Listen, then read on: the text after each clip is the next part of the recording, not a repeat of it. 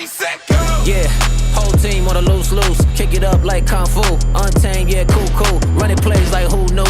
Hella fast when I slide through. You would've thought we was in a zoo. Engine roar like a lion do. Yeah, devil, I'm a damn fool. Switching lanes, hanging out the roof. Tires screech when I bend the corner. All you see is a big poof. Then I'm leaving my initials. Street marks, I'm official. Taking off like a missile. You can hear the wind whistle. Yeah, I don't think they ready. I don't really think they want it. I don't think they ready. Hey, yeah, I don't think they ready. I don't really think they want it. I don't think they ready. Ready, set, go. Go. Go. Go. Ready, set, go. Go. Go. Yeah, ready, set, go. Get into it like pronto, get hit with a combo. Do it large, real jumbo, so dirty like gumbo. Big money in a two-seater, hair blowing, you see her. I got her, you need her, never would I wanna be her. And I've been grinding all of my life. Now look at my sights, mile high, I'm fly. Ride till I die, look how I arrive like the president inside. See the look in their eyes. I don't think they ready. I don't really think they want it. I don't think they ready. Yeah, I don't think they ready. I don't really think they want it. I don't think they ready. Ready, set, go. Ready, set, go, let's go. Go, on your mark, go. Yeah, ready, set, go. Ready, set, go. On your mark, go. Let's go. Go, yeah, ready, set, go. Yeah, and you know I like big coupes. Two-seater with the missing roof. Run a meter to a can't boot. I'm the best, got them all mute. Break the bank, talking big loot. Business talk, making big moves. Full tank, no I can't lose. Left them in the dust confused. All I ever did was break rules. Full throttle, I don't like cruise. Guess I got a couple screws loose. Done devil, I'm a damn fool. Ain't no telling what I might do. Taking off like a missile. Street marks, I'm official. Yeah, I don't think they ready. I don't really think they want it. I don't think they ready. Hey, yeah, I don't think they ready. I don't really think they want it. I don't think they ready. Ready, set, go. Ready, set, go, let's go. Go, on your mark, go. Yeah, ready, set, go. Ready, set, go. On your mark, go. Let's go. Go, yeah, ready, set, go. Go. Go. Go. Yeah, ready, set, go. Go. Go. Go. Yeah, ready, set, go.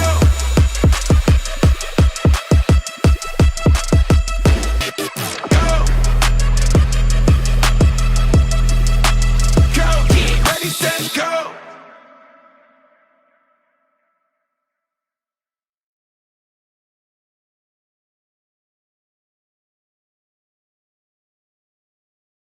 All right. Welcome, ladies and gentlemen, to the Ward Radio live stream. I am your host, Cardin Ellis. And today I am joined in the studio by a killer cast of characters. First, we've got some newcomers to the arena, okay? We've got none other than Devin Barnes from Latter-day Logic and Braden from Gospel Guardian, as well as backed by popular demand. Dalton Williams from Unashamed Truth joining us. And we're going to have a little bit of fun today because it sounds like a bad joke almost. But looks like 3 apologists just walked into a bar, the bar being the Ward Radio Wigwam, of course. And we're going to do a little bit of an Ask Me Anything. Now, Braden, you noticed something in the chat as we were warming up. What did you notice first, my man? I don't think we're fan favorites.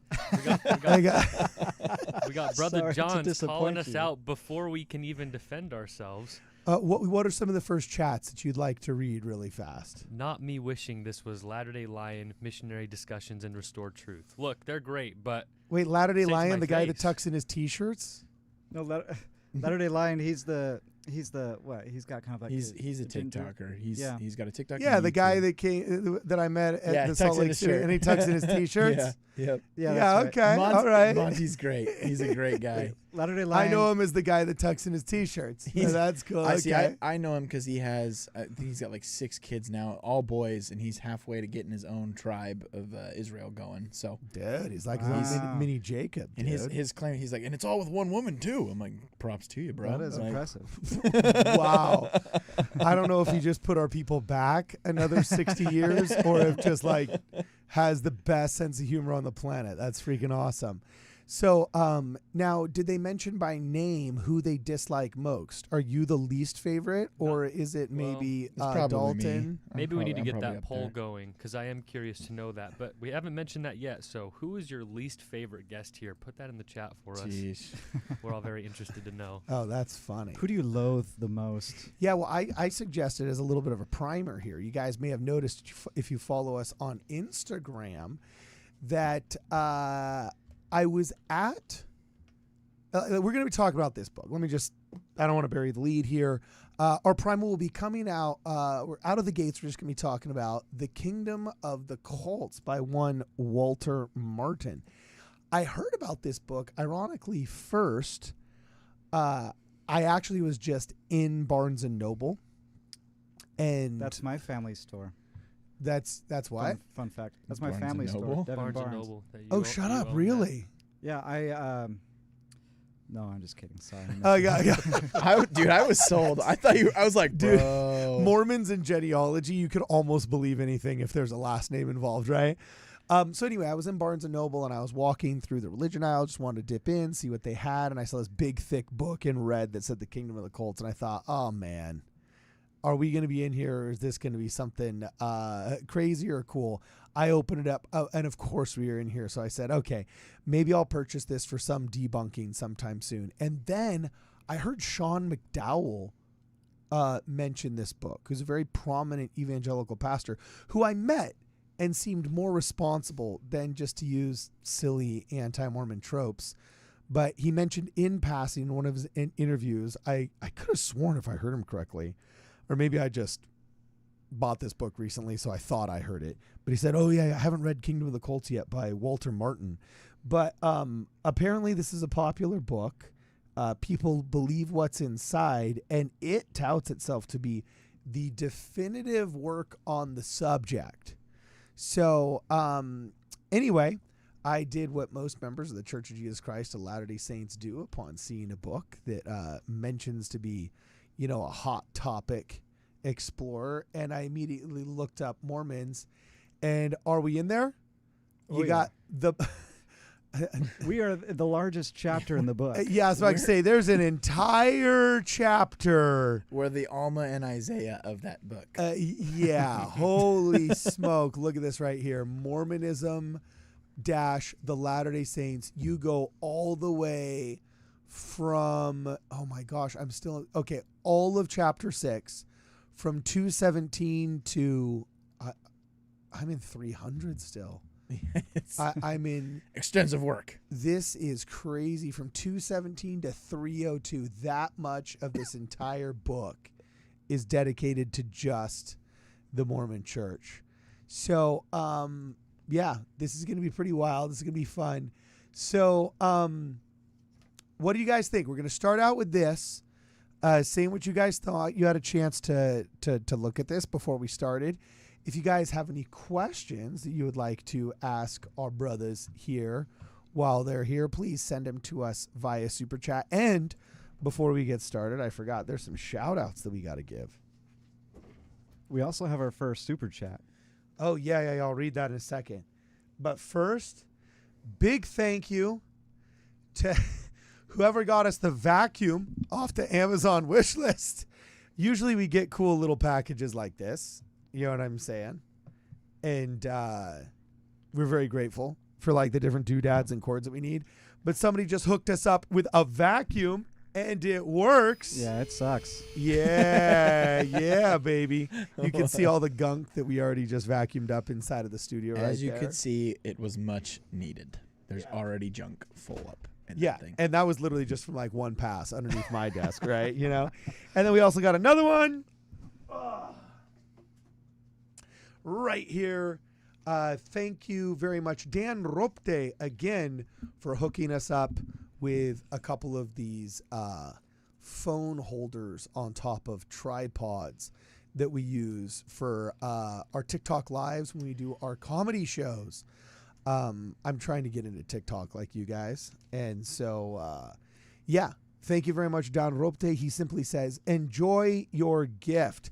So, Dan, we will enjoy this, and we thank you very much for your generosity, my man. If you guys want to help contribute to the program, please make sure that you guys check out our Amazon wish list in the links to the description below in the video, or you guys check out our merch that is available in the Ward Radio Wigwam, specifically our popular shirts and War in Heaven veteran hats. The shirt version, which you are sporting yourself today, Braden, you representing.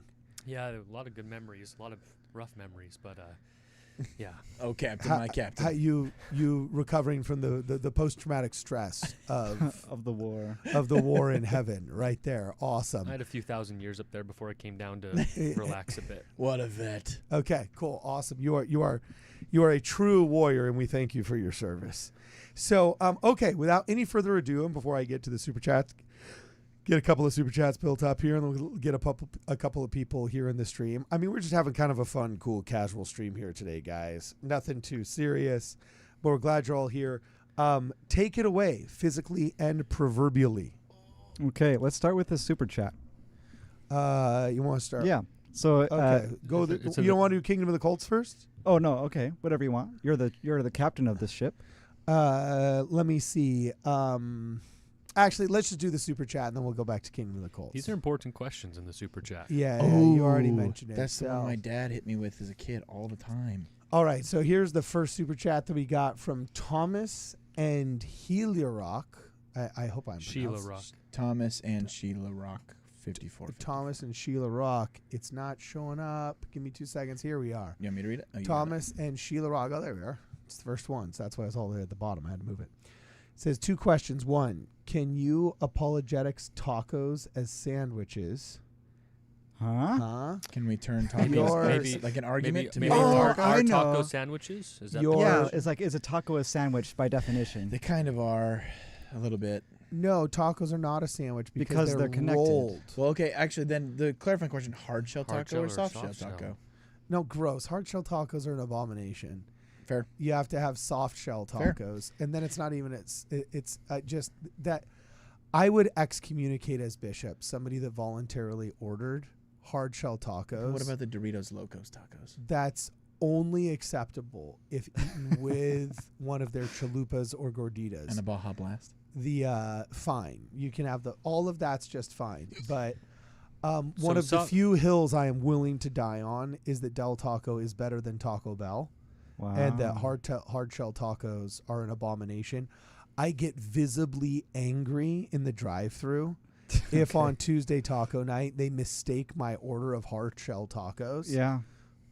My order of soft shell tacos for hard shell tacos, and I almost disowned my daughter for liking hard shell Understandable. tacos. Actually, there is a use to having some of my kids that like the hard shell tacos is if they ever accidentally give me the hard shell ones. They'll eat them. Like a dog, I can just feed it to them and just be like, Dispose of this. dispose of it. I feel like I'm just handing it to an animal. But my wife, it's her only flaw, is liking hard shell tacos, and that flaw seems to have been passed on to my daughter as well. That's So, okay. You can look past it. Thomas and Sheila, can you apologetics tacos as sandwiches? No. Do you know? By the way, do you guys know where tacos actually came from? Ireland. No. I feel like this is a trick question. No, it was miners in Baja, California, searching for, I can't remember if it was gold or it was oil, but they figured out that the best way to package the TNT primers were in these wrapped papers that were about this big and that long, actually kind of about the size of this dry erase marker. Okay. And there was a bunch of explosive in there, and the paper was what kept the nitro and the glycerin from bleeding or the explosive from bleeding out. And they'd drill a hole in the rock, and then they'd stuff what was called a taco in there, okay? And then there was a local restaurant that would feed the miners afterwards, and they'd invented just a roll with beef in the middle that was very easy to individualize and sell. And they noticed that it looked very much like the tacos that they would put inside of the Like the wall? mine, and then so that's where the term taco came from. Wow. Fascinating. So yeah, Well, and real quick, if I could speak on this, because I do happen to be a sandwich expert myself. okay. So soft shell tacos are just wraps. An They're not abomination. sandwiches. They're not sandwiches. But hard shell, the only way you could consider it a sandwich is if you turn it sideways and eat it like a sandwich. Otherwise, it's just a taco. So, case settled. But to answer her question Gosh. specifically, we weren't talking about if we like them or not. Her question was Can we whether or not they are considered sandwiches. So Yeah. hopefully that brings some clarity to the matter. But always take it to the Lord and pray about it. Hey, Well, are we gonna ignore the second part of that? Okay, the second no, question. your preferred way to shut down boomers when they use 3 Nephi 11:29. Well, we don't like to shut down anyone, but we do make I make personal exceptions for boomers. And it's mostly a generational bias. So we avoid contention at all costs unless it's a person who bought their house for $10,000 and is now attempting to sell it for $2.7 million, and then forcing the impoverished millennials trying to have a home for their children to negotiate for 2.8 or 2.9 in a bidding war, as though we are the impoverished in the Hunger Games. Yeah. You know, peasants fight Well- for the scraps. Honestly, And we don't, this verse, 3 Nephi 11:29, we agree with it. You know, so it's, if boomers bring up this verse, we say, yes, we agree, because it says the spirit of contention is of the devil. It's not of God. So if you're sharing the gospel with the spirit of contention, then you're sharing the gospel with the spirit of the devil. You should contend for the faith, Yep. as the Bible talks about. So it's about the spirit of having that contentious, spirit is not. That's the difference. Are you contending with contention, or are you contending the faith to contend the faith? That's the difference. If your whole goal is to have a screaming match, no one's gonna win. In fact, I think we lose. Like, doesn't matter who wins, we lose.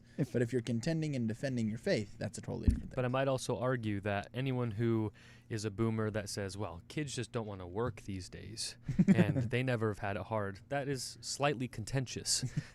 So maybe you could turn it around that way if needed. Yeah, play offense instead of defense. Milk was only 80 cents when I grew up. You can afford it. Oh yeah, here's the kicker. You know, they bought their house for like 7 cents.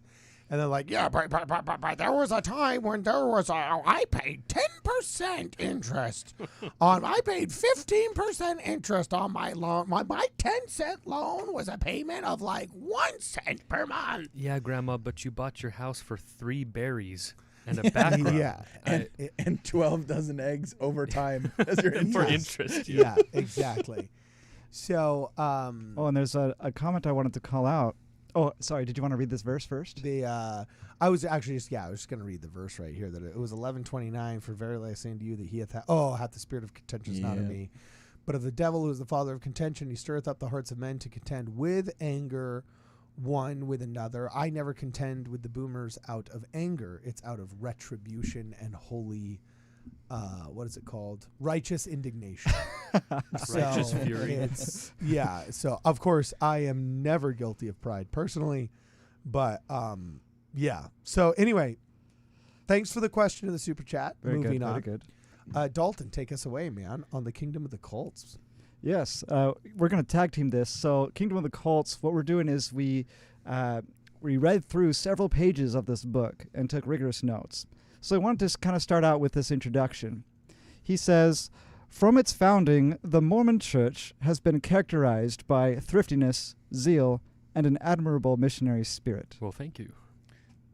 The British accent's a great touch, too. A scout is thrifty, and that's why the church was so aligned with the scouts for many days. Yeah. Okay, so I appreciate the compliment.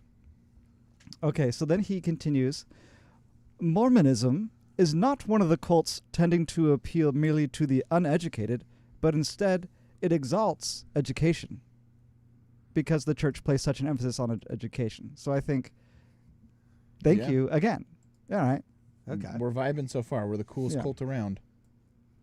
Okay, Mormons have more adherents listed in the who's who in America than any other one religion. And this also holds true for the scientific honor societies of our nation. Wait, I'd say Catholics are the most influential, being the dominant religion in all the urban centers. Maybe by quantity, but I think quality. Well, New York is the unofficial capital of the world. True. And there's not an insane... There's there's a disproportionate LDS presence there, but nothing compared to like Judaism and Catholicism. And yeah, I don't know if I agree with that. But anyways, or is this just him doing the butter him up with a couple of Yeah, this is the crap sandwich. I'm sure he's buttering us up. And he Yeah, has whatever. And they'll be like, okay. but they're nice people. Yeah, they're going to hell and they're demonic and they're literally inspired of the devil, but they make good neighbors. Like, okay, cool. Funeral So, potatoes. Keep going, man. Keep going. Okay, what I thought that was interesting is the author notices that there's a lot of politicians that are members of the church. So he lists off several names, including Mitt Romney. There's actually dozens of these politicians in this longish gallop. We have Ezra Taft Benson, obviously, was the former Secretary of Agriculture. David M. Kennedy, the former Treasury Secretary, and several names I've never heard of.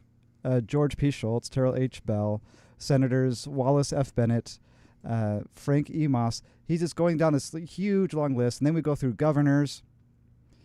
So his conclusion is that the church has a strong political, social, and financial influence seeking to control America. You also missed. Wait a second. Okay, I was going to say something you missed in here that was minor, but where does he say we're trying to control America? So he said it doesn't use the word control, but he talks about how we have a large political influence over the country, making like a dun-dun-dun type of a vibe. Dude, look at this. Hold, this is crazy. The church's growth is due largely to a worldwide missionary program numbering 16.2 million adherents in 2018. The church procured enormous wealth through shrewd business practices and considerable holdings in agriculture and industry. Okay, nothing to do with like 200 years of members of the church dedicating 10% of their income in tithing donations to the church. I guess that's a shrewd business practice. All right. And considerable agricultural holdings. The only way the church ever got any of its holdings in agriculture was after it had saved up a buttload of money from the tithing donations, aka personal sacrifice of individual members, with which it then purchased farms and farmland that are now used to either fund or directly provide assistance in terms of food to the poverty programs and the welfare programs of the poor. Yeah, heaven forbid you be smart with your money. That makes you a cult. If you're smart with your money and invest properly.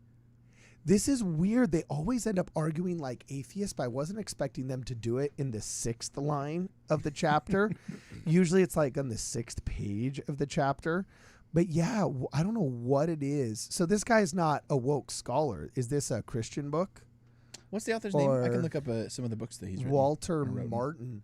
Wow. So because usually it's the woke scold kind of left-wing, socially progressive anti-Mormons. They're like, why aren't you broke like we are? You should give all of your money to, and they always say give all your money to the poor, and what they really mean is a government program that's supposedly for the poor but doesn't actually help the poor. It just helps the wealthy bureaucrats and the vendors and that have been assigned to that bureaucracy. Okay. Yeah, give more money in taxes. Yeah, exactly. Give more money in taxes that don't do anything and be broke like the U.S. government. Like, for heaven's sakes, we just got out of a shutdown, didn't we? Wasn't there another shutdown this year? Yeah, it affected all military members. I was going to say, Devin would know. I lost my paychecks for a while. You didn't get paychecks for a while. Well, I also didn't work either.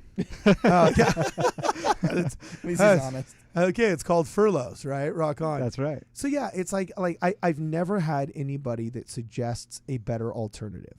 They either say, well, you should be like the government programs, which are broke and constantly under threat of a shutdown.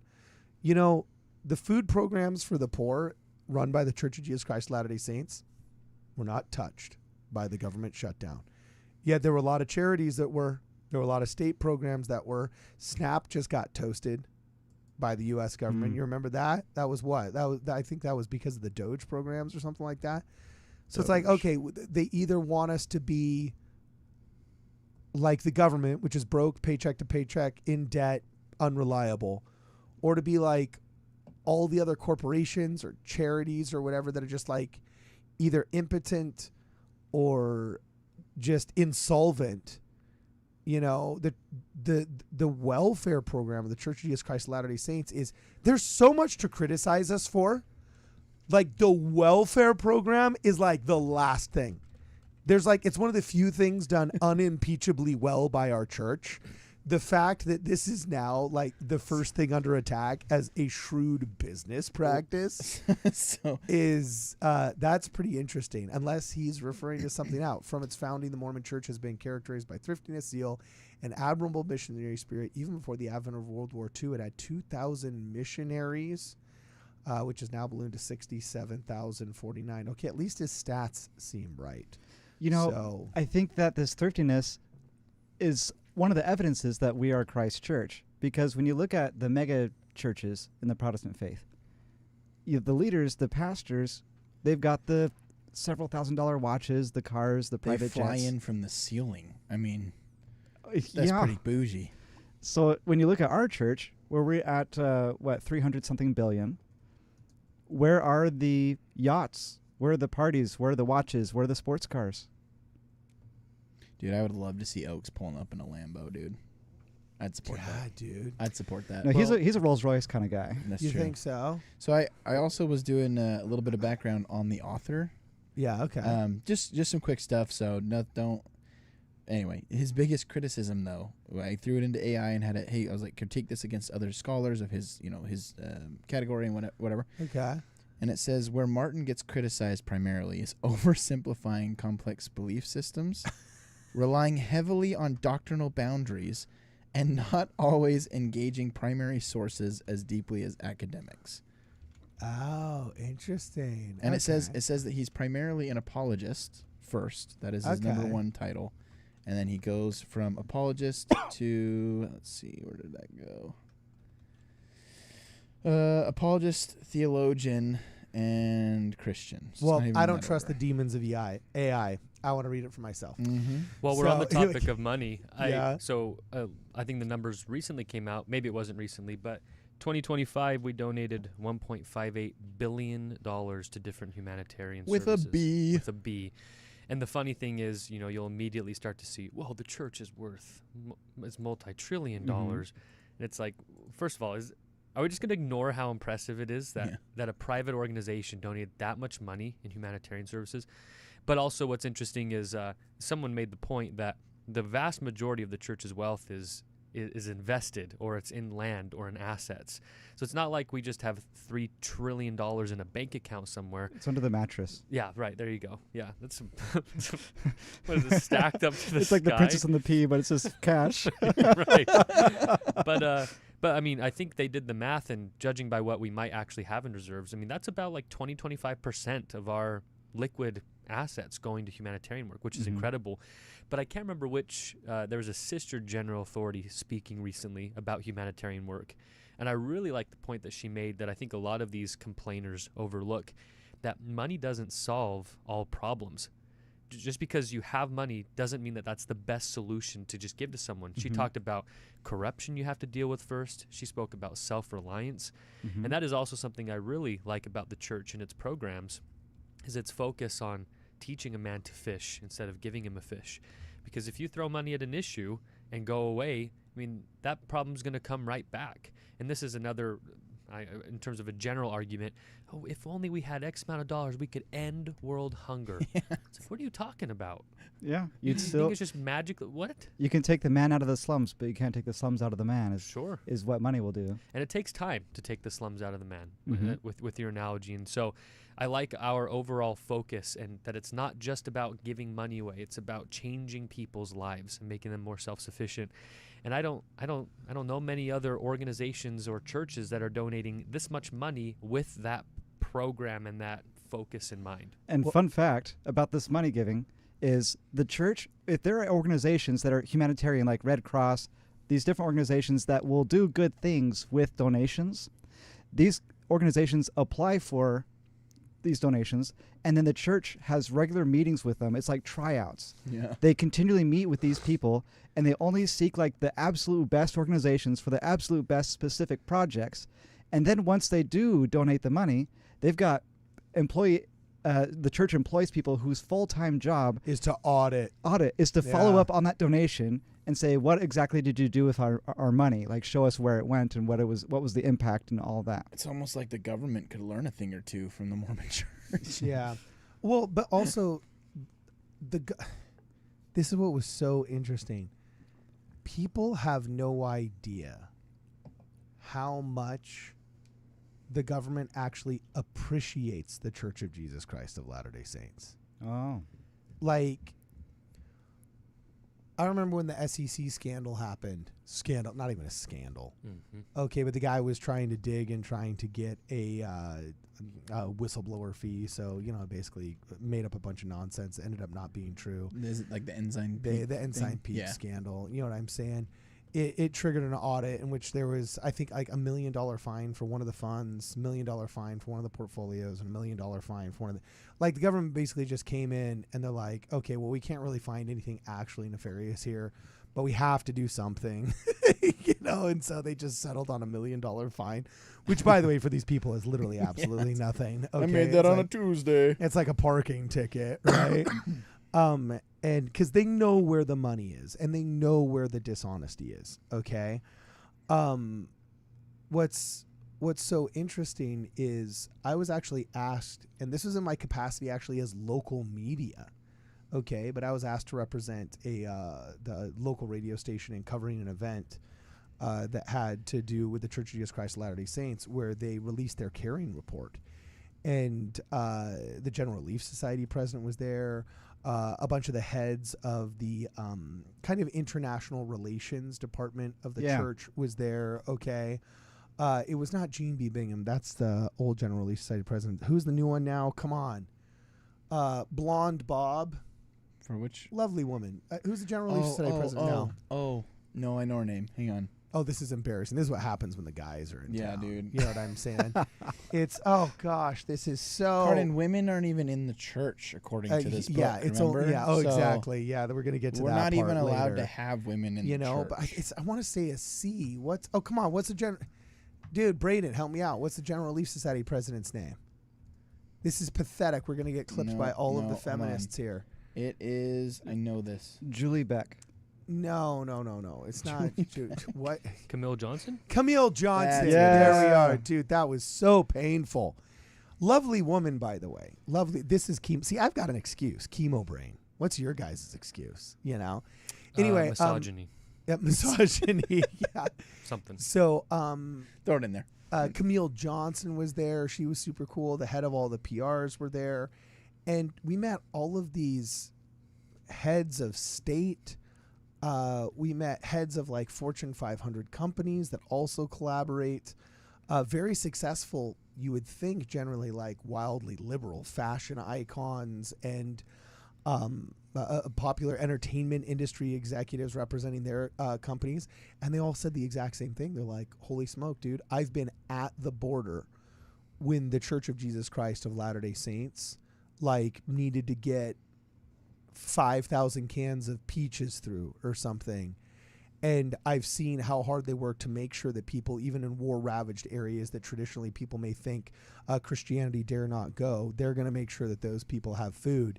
And one of them got up and said just the most insanely touching story where he said, you know what? I'm a marketer by trade. And I remember I'll never forget the story. He said, I remember being at the border where there was a bunch of pallets of peaches trying to go into, it was like Senegal or Nigeria, somewhere in northern Africa. And he said, I remember noticing that the boxes were white and they just said peaches on it. And I remember thinking, well, no, you guys are missing out on the branding opportunity here. This is charity, but you should have a very well packaged good here with some good pictures, the church's logo right there so everybody knows where this came from, and you're missing out on the opportunity here. And then he confronted one of the church employees that handles the shipments into this country, and he said, oh yeah, no, we do that on purpose. And he said, well, why do you do that on purpose? He says, it's easier for it to get through border customs if all it says is just peaches. And he's like, oh my gosh, I'm so used to my capitalist mindset of just, you got to squeeze every inch of branding and brand recognition out of every interaction. Like, it's the ABCs, always be closing of salesmanship, right? Yeah. But he's like, it was like a smack in the face where he said, we used to do that, and we used to try and make it look more like a consumer good, so people would think like, oh, I'm getting real regular grocery store grade peaches and stuff like that.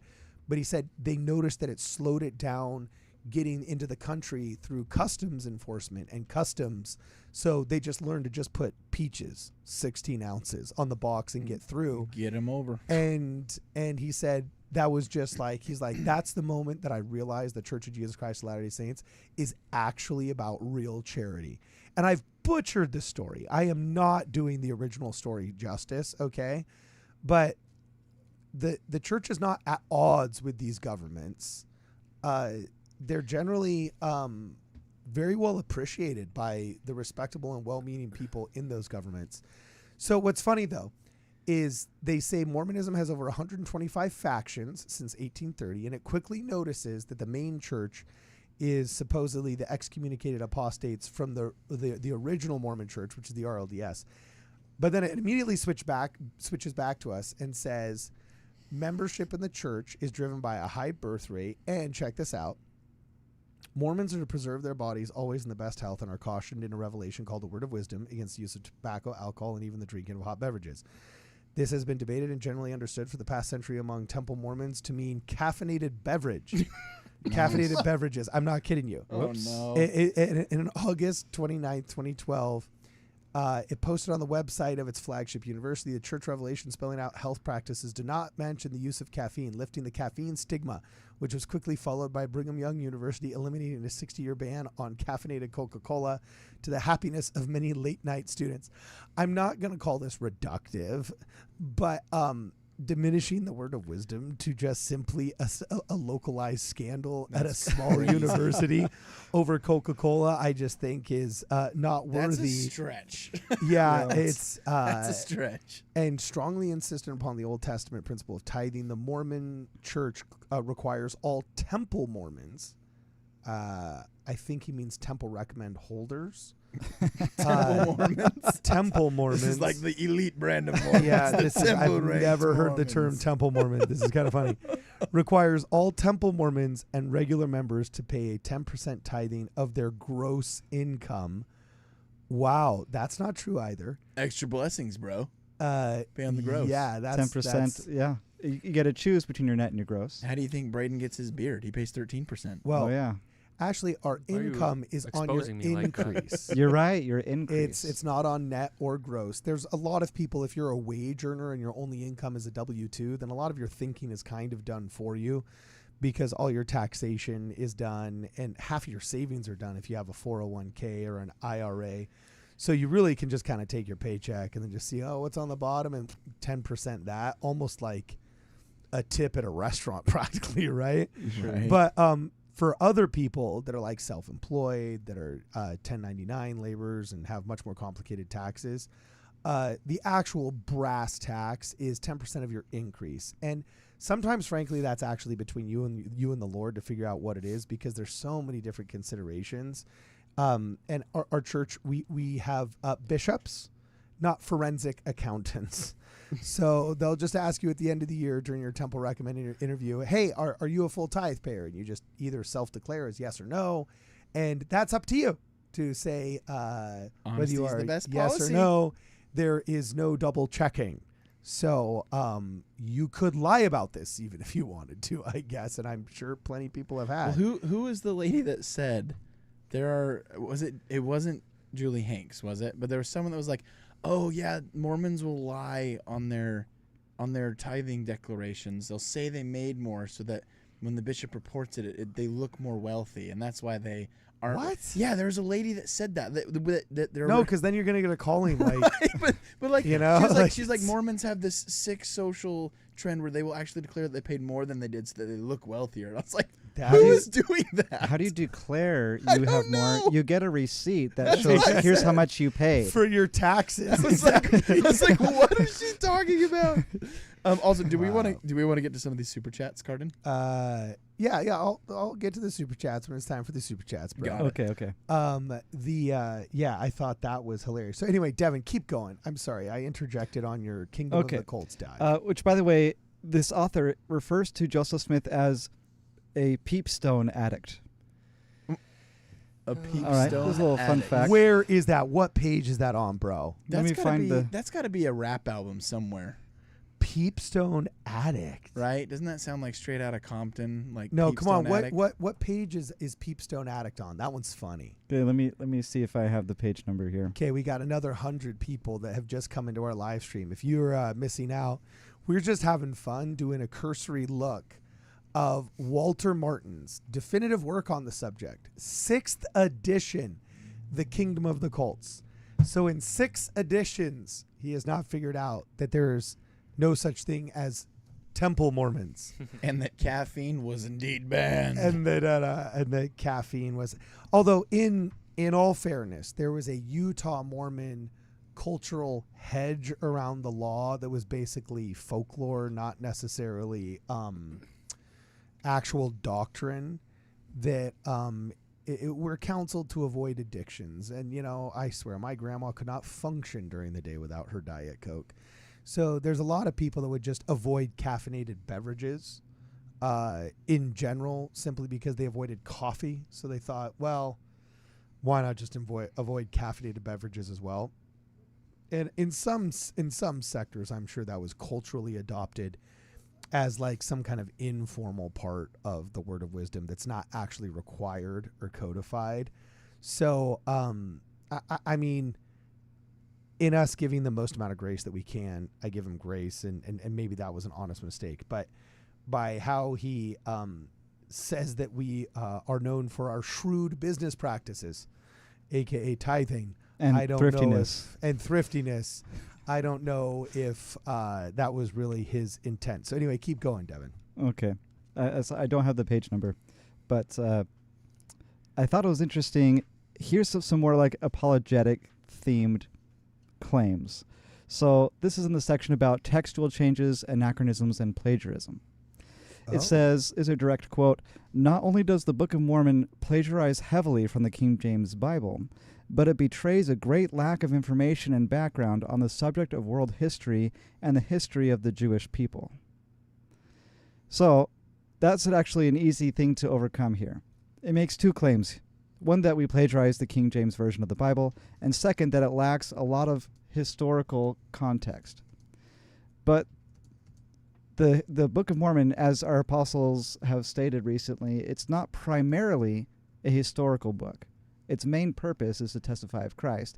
In fact, Nephi even wrote there on the small plates, he said the purpose of these small plates is to write of the more spiritual things. And on the large plates, more of a history of the people and the wars and whatnot. So, of course, you're not going to see a whole lot of history on the people with political and governmental context. It's not the purpose of the book.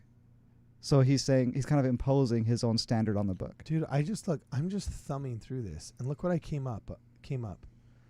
One of the most interesting statements concerning the early life of the Smith family and of Joseph Jr. was obtained by E.D. Howe, a contemporary of the Smiths, who did tremendous research during Joseph's lifetime. Smith himself never dared to answer Howe's charges, though they were well known to him, so great was the weight of contemporary evidence. Do you know who E.D. Howe is? Isn't that the Godmakers guy? No. That's am I thinking Ed, of? No, that's Ed Decker. Oh, that's what I'm thinking of. No, this is like, honestly, F this guy. What? This is this is literally the same as saying like, oh, well, there was this guy, Joseph Goebbels, who did really, really great research on the Jews and great artwork on the Jews at the time. No, E.D. Howe, if I have my history correct, and I would refer you to the works of Don Bradley How did he spell his name? and Saints. Actually, the Saints series talks about this. I think I have a first edition copy. Hold on. Give me 2 seconds. You say Edie Howell? E.D. Howe. H-O-W-E. Hold on. Okay.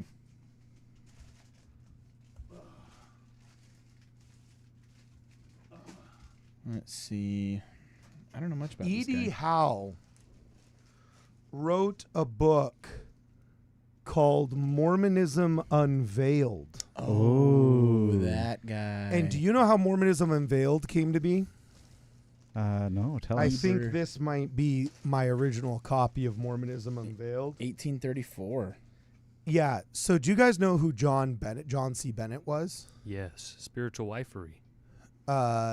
Geez, it's not focusing on me. What? Camera. Snap out of it, Focus. camera.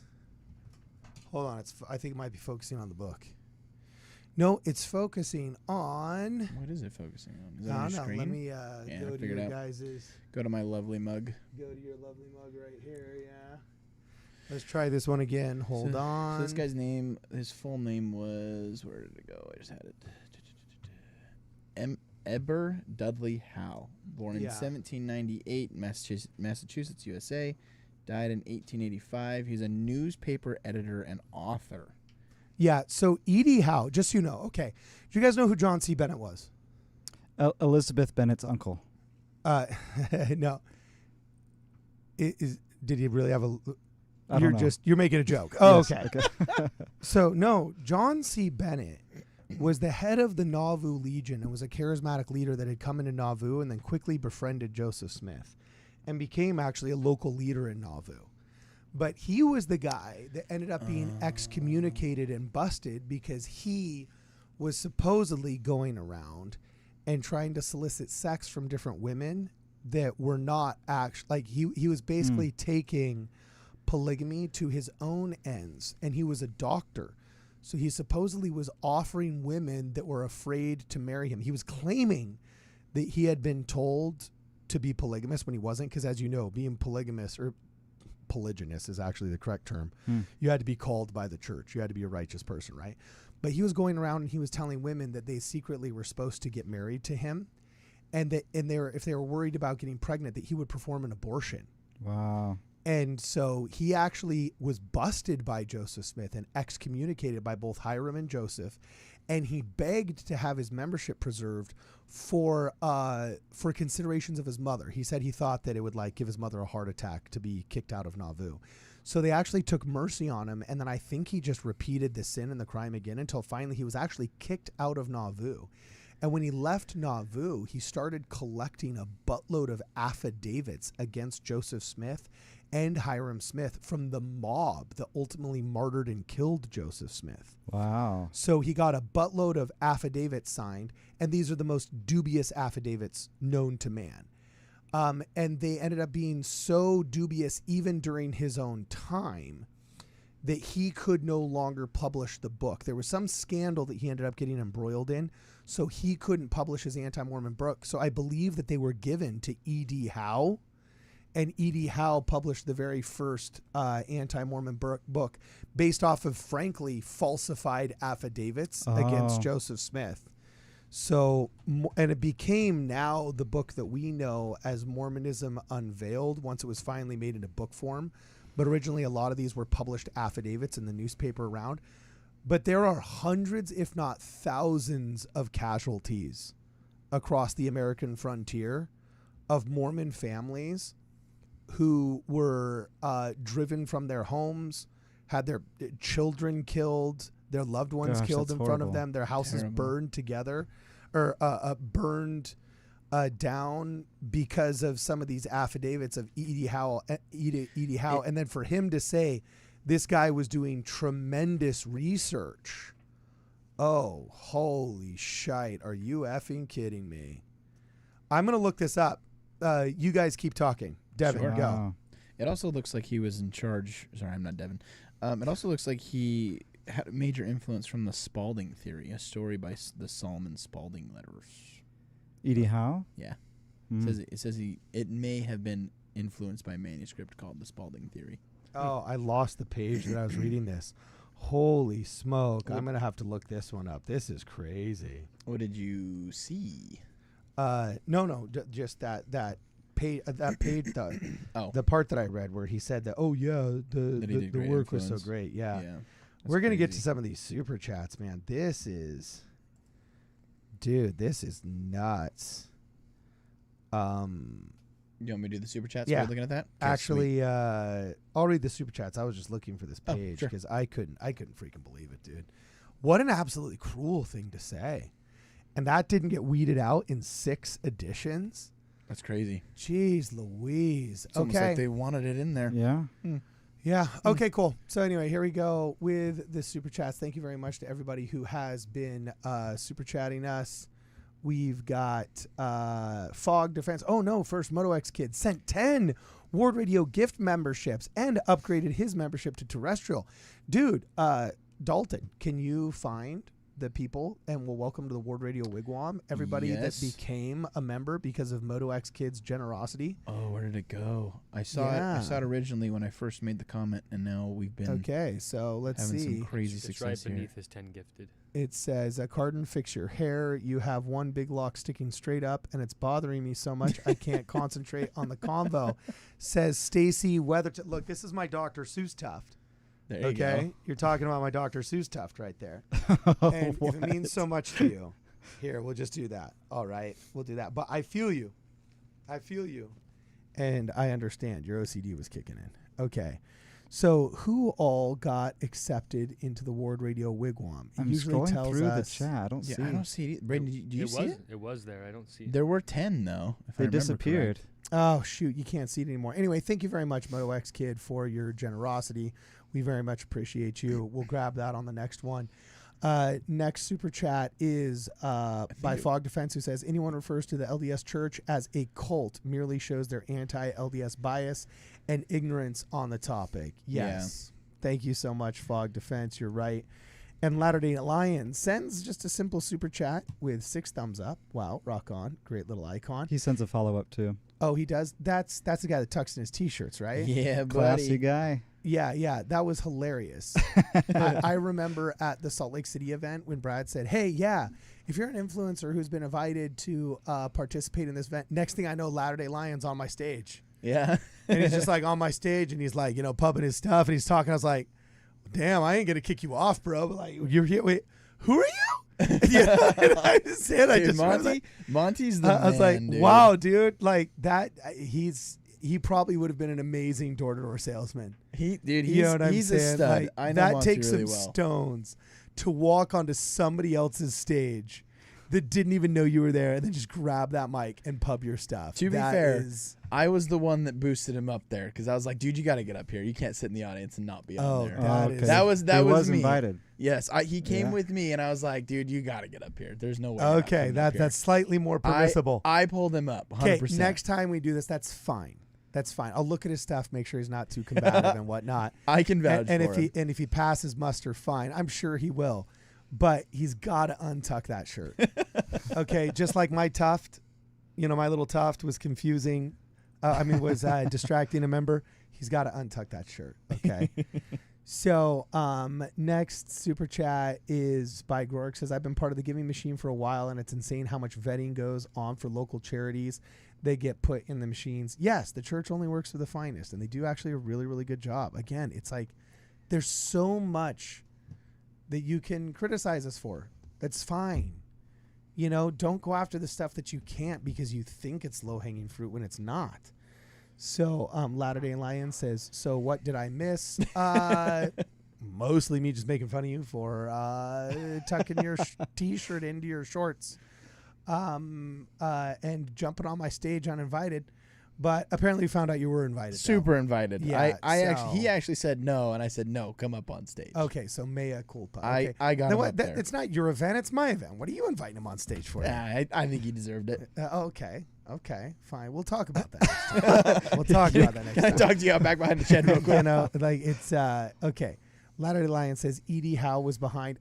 So he knows his stuff. Huh? Yeah. Weird. There is. I think there's a direct correlation between tucking in your T-shirts and knowing your stuff. Yes. Higher IQ. You know what I'm saying? That's why I'm always Yeah. untucked because I don't know nothing. Okay, cool. Rock on. So, yeah, Latter-day Lion, thank you very much for the super chats, my man. It gives him a crown number 3. I wonder what that little crown means. I don't know, but I thank think you it's very like much. most engagement or something like that. Oh, really? Rock think on. so. Well, he's crushing it. He's crushing it. So, and he's the first one that recognized besides me that Edie Howe was behind Mormonism Unveiled. I got to find the... No, like, honestly, guys, do you know the Saints series? Yeah.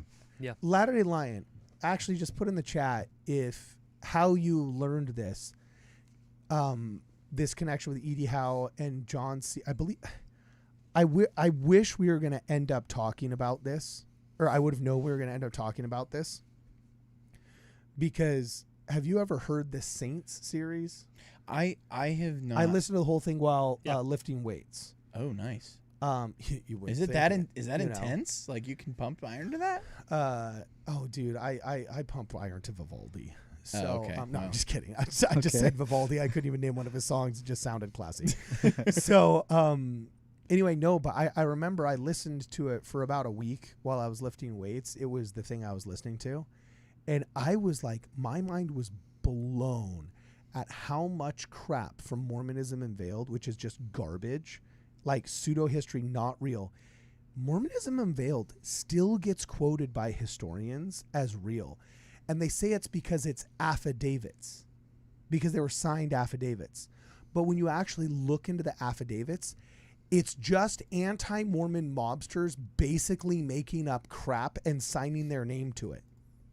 Like my buddy Dale says that he saw Joseph Smith rape somebody. And then Dale's saying, yeah, my buddy Steve says that he saw Joseph Smith rape somebody. So they all So just these say two guys something. that hate Joseph Smith sign affidavits simultaneously using each other as witnesses. And then now it's submitted to the record that, oh, Joseph Smith's a rapist. Oh, this is like the core. Yes, I remember this. Actually, funny enough, this was a conversation I had with Latter-day Lion on a TikTok live. Okay. Is we went from this how like every anti-Mormon source can be traced, like a huge amount of them Yes. can be traced back to this document. Where it's I quoted Yes. someone who also quoted this document, but we quoted it in 2 different documents, so Exactly. we could use our own. That shout out Monty. That You know was what? Monty. I've got to do. You know what? I want to do a video essay series on the history of anti-Mormonism, and just how all of these tropes, they just end up getting circled back to just 1840s lies. And I'm not here to say Joseph Smith was perfect either. That's the other thing. Like I'm not even a Joseph Smith stan, but it's like don't say,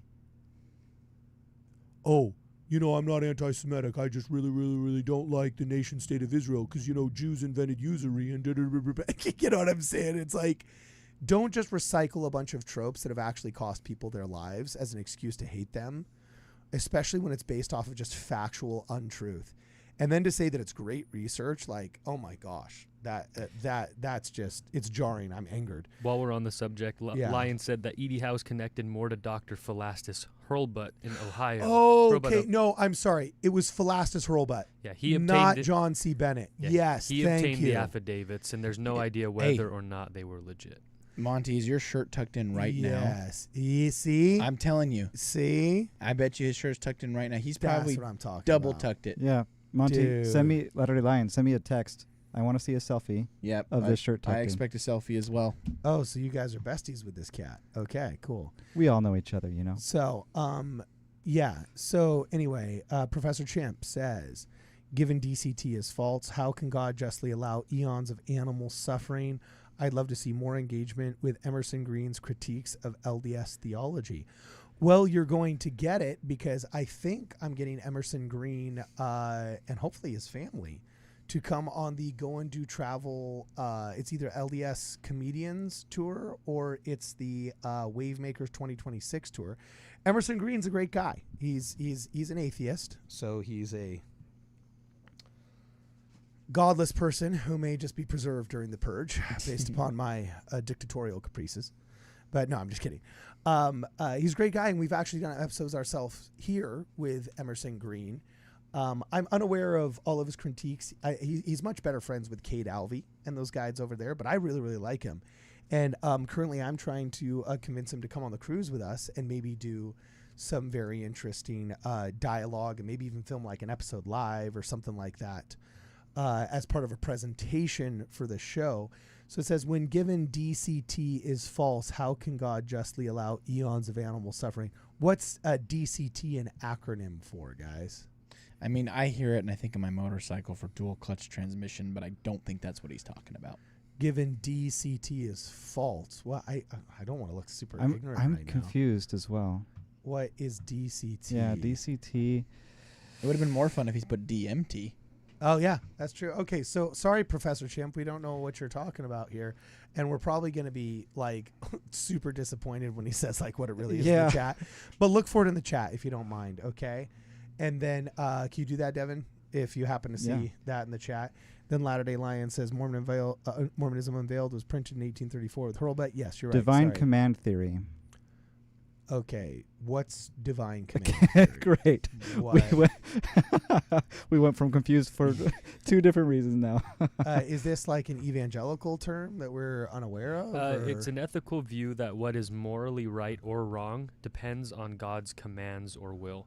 So I don't know. Yeah, I know what he's talking okay, about. got Okay, it. keep going, Braden. It kind of sounds like along the lines of almost predestination, right? But, okay. I don't know. Why does he allow eons of animal suffering? Probably something along the same lines as why he allows human suffering. A lot of it is dependent upon the agency of others. And if we're talking about animals in particular, my thoughts go to there is a circle of life in nature in this fallen state of a telestial world. Either one animal is going to suffer being eaten, or the animal that was eating would suffer from hunger. And that's just the nature of our fallen state, which will be redeemed later on. But I don't know why animals would get a special pass if we wouldn't either. Those are my initial thoughts without thinking too much. But. And what's the other option? Is that animals just don't suffer? Yeah. Like, let's be realistic. If for some reason only humans suffered, but not animals, wouldn't that be kind of a weird reality? Like, I like steak too much, so Yeah. I mean, sorry. Yeah, if God didn't want animals to suffer, why did he make animals such tasty steak? You guys Exactly. ever had a ribeye? I mean, No, come on. that's cruel. Well, actually, this is Alex O'Connor's, one of his big questions. yeah, All right, and the I give deer him under the credit. tree. What'd you say? Yeah, Alex, he says like the deer with the broken leg under the tree. Yeah, exactly. It's one of Alex O'Connor's principal arguments. And I looked at divine command theory, and I didn't realize this was the name for it, DCT. But actually, one of Bruce R. McConkey's sons was my institute teacher when I lived in New York City. And he had an entire, like, half a class dedicated to this once because somebody had asked a question basically about ethics, not a combative one. They weren't trying to catch him. But it's one of those things almost like a child asking, well, why? Well, why? Well, why? Well, if you go back on why is something good? Oh, well, because it's said in the Bible. Okay, well, then why is it said in the Bible? Oh, because prophets wrote it. Okay, well, why did the prophet write it? Okay, because God told him to. Okay, well, why did God say this is good? Like, why is patience and long suffering considered good? If you ask enough whys, you end up kind of getting to a place where you have to logically conclude goodness itself and the rubric for it has to come from somewhere. And divine command theory, and this is literally just the AI overview, and it comes from the Internet Encyclopedia of Philosophy, says is a meta-ethical theory proposing that moral goodness is determined by God's commands, making actions right if commanded by God and wrong if forbidden by God. So you literally have to ask yourself, you kind of start getting into similar problems as the problem of evil. Like if we really believe that God created everything, and we take the term everything to its logical conclusion, that means the evil that exists in this world also had to be created by him. And how do you wrestle with a perfect God theology if he's creating both imperfection, illness, and evil itself? He therefore cannot be perfect. Now, some people try and get around that by saying, oh, evil is actually the absence of God's light and love, not evidence of his presence, which I think is kind of poetic, but doesn't hold as much water. And a divine command theory is basically just like what makes something good or bad. And if you want to literally give kind of like, I guess in the most, I don't want to say Calvinist way, but the most like, Calvinist God is an spoke. interesting thing. You bring up Calvinism. So actually, Chuck pointed out that DCT is correlated with Calvinism. Yeah, well, it's not only Calvinism. I guess what I'm trying to say is it's Calvinists aren't the only people that explore this theology. Mm-hmm. You know what I'm saying? But definitely it's in line with Calvinist predetermination because predetermination is reliant upon God knowing everything and being responsible for everything ahead of time and so on and so forth. Therefore, what is good is because he commands it. Do you see what I'm saying? Yeah. So one of the most interesting doctrinal innovations of Joseph Smith in the Book of Mormon is Lehi's sermon, where he says basically like God does certain things, quote, lest he cease to be God. Okay.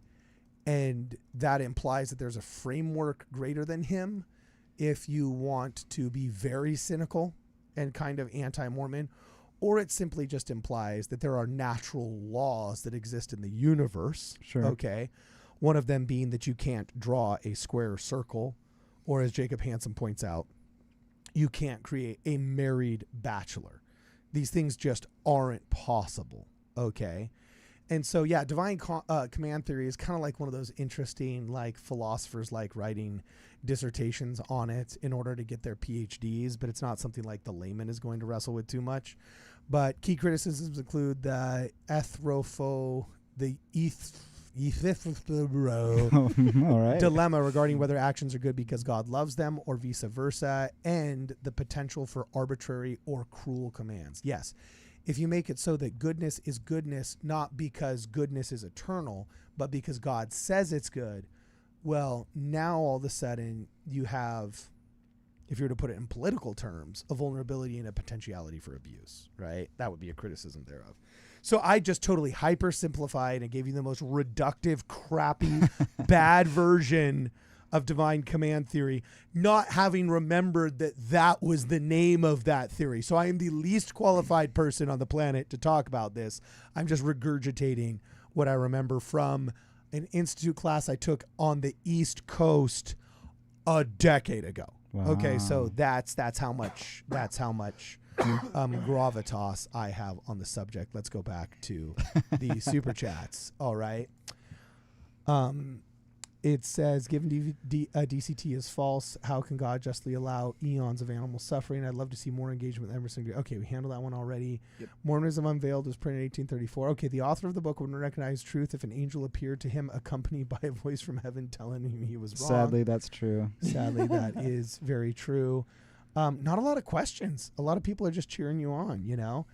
Ravage Time says, I sold Critter Killer with Devin in Texas. Ravaged, I can tell you with all certainty, I did not meet anyone named Ravage Time, although I would remember that with such an awesome name. But fun fact about Austin, Texas, great city. I loved selling pest control there. It was 15 years ago. Jeez. But I got kicked out of the, there's this natural swimming hole near Austin, Texas, the Hamilton Pool. If you ever heard of this place, beautiful. It's like this huge natural pond, and there's this wildlife in there.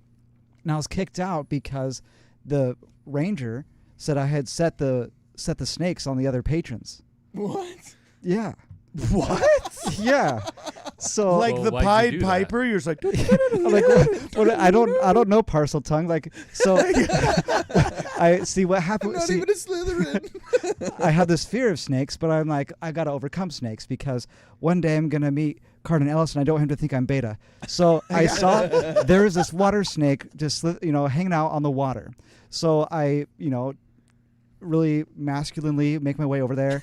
And then I snatch this snake right behind the head. And, I hold it up to my friends just like as a trophy and like, look at this. And then all the buddies I sold pest control with, they're all like, oh, dude, look at Devin. He's got a snake. Whoa. And so I was like alpha in that moment, right? And I was just, basking in the attention. Well, what I didn't realize is as I was admiring my friends admiring me, this snake had slowly gotten loose and was, leaving my hand and was turned around and now was facing my wrist like this. And I'm thinking, oh, crap, it's about to strike. So I chucked it. And then it lands in the pool. I had no idea that as I was showing off this snake to my friends, and they're all pointing and shouting towards me, that the rest of the patrons there at this Hamilton pool all stopped. They're like, why are these people shouting? So all these people have stopped and looked at me holding this snake, and then they see me chuck this snake. And then this snake is now swimming rapidly in the opposite direction. It's like, this big pond is going to the other direction. I've never in real life seen a large group of people terrified running for their lives. I've seen it in movies, but here's the first time in real life they're just screaming and just running away. And I'm like, oh, like I feel bad, like I scared all these people, but it's okay. It's like it's a harmless little water snake. Otherwise, they wouldn't have all these people here.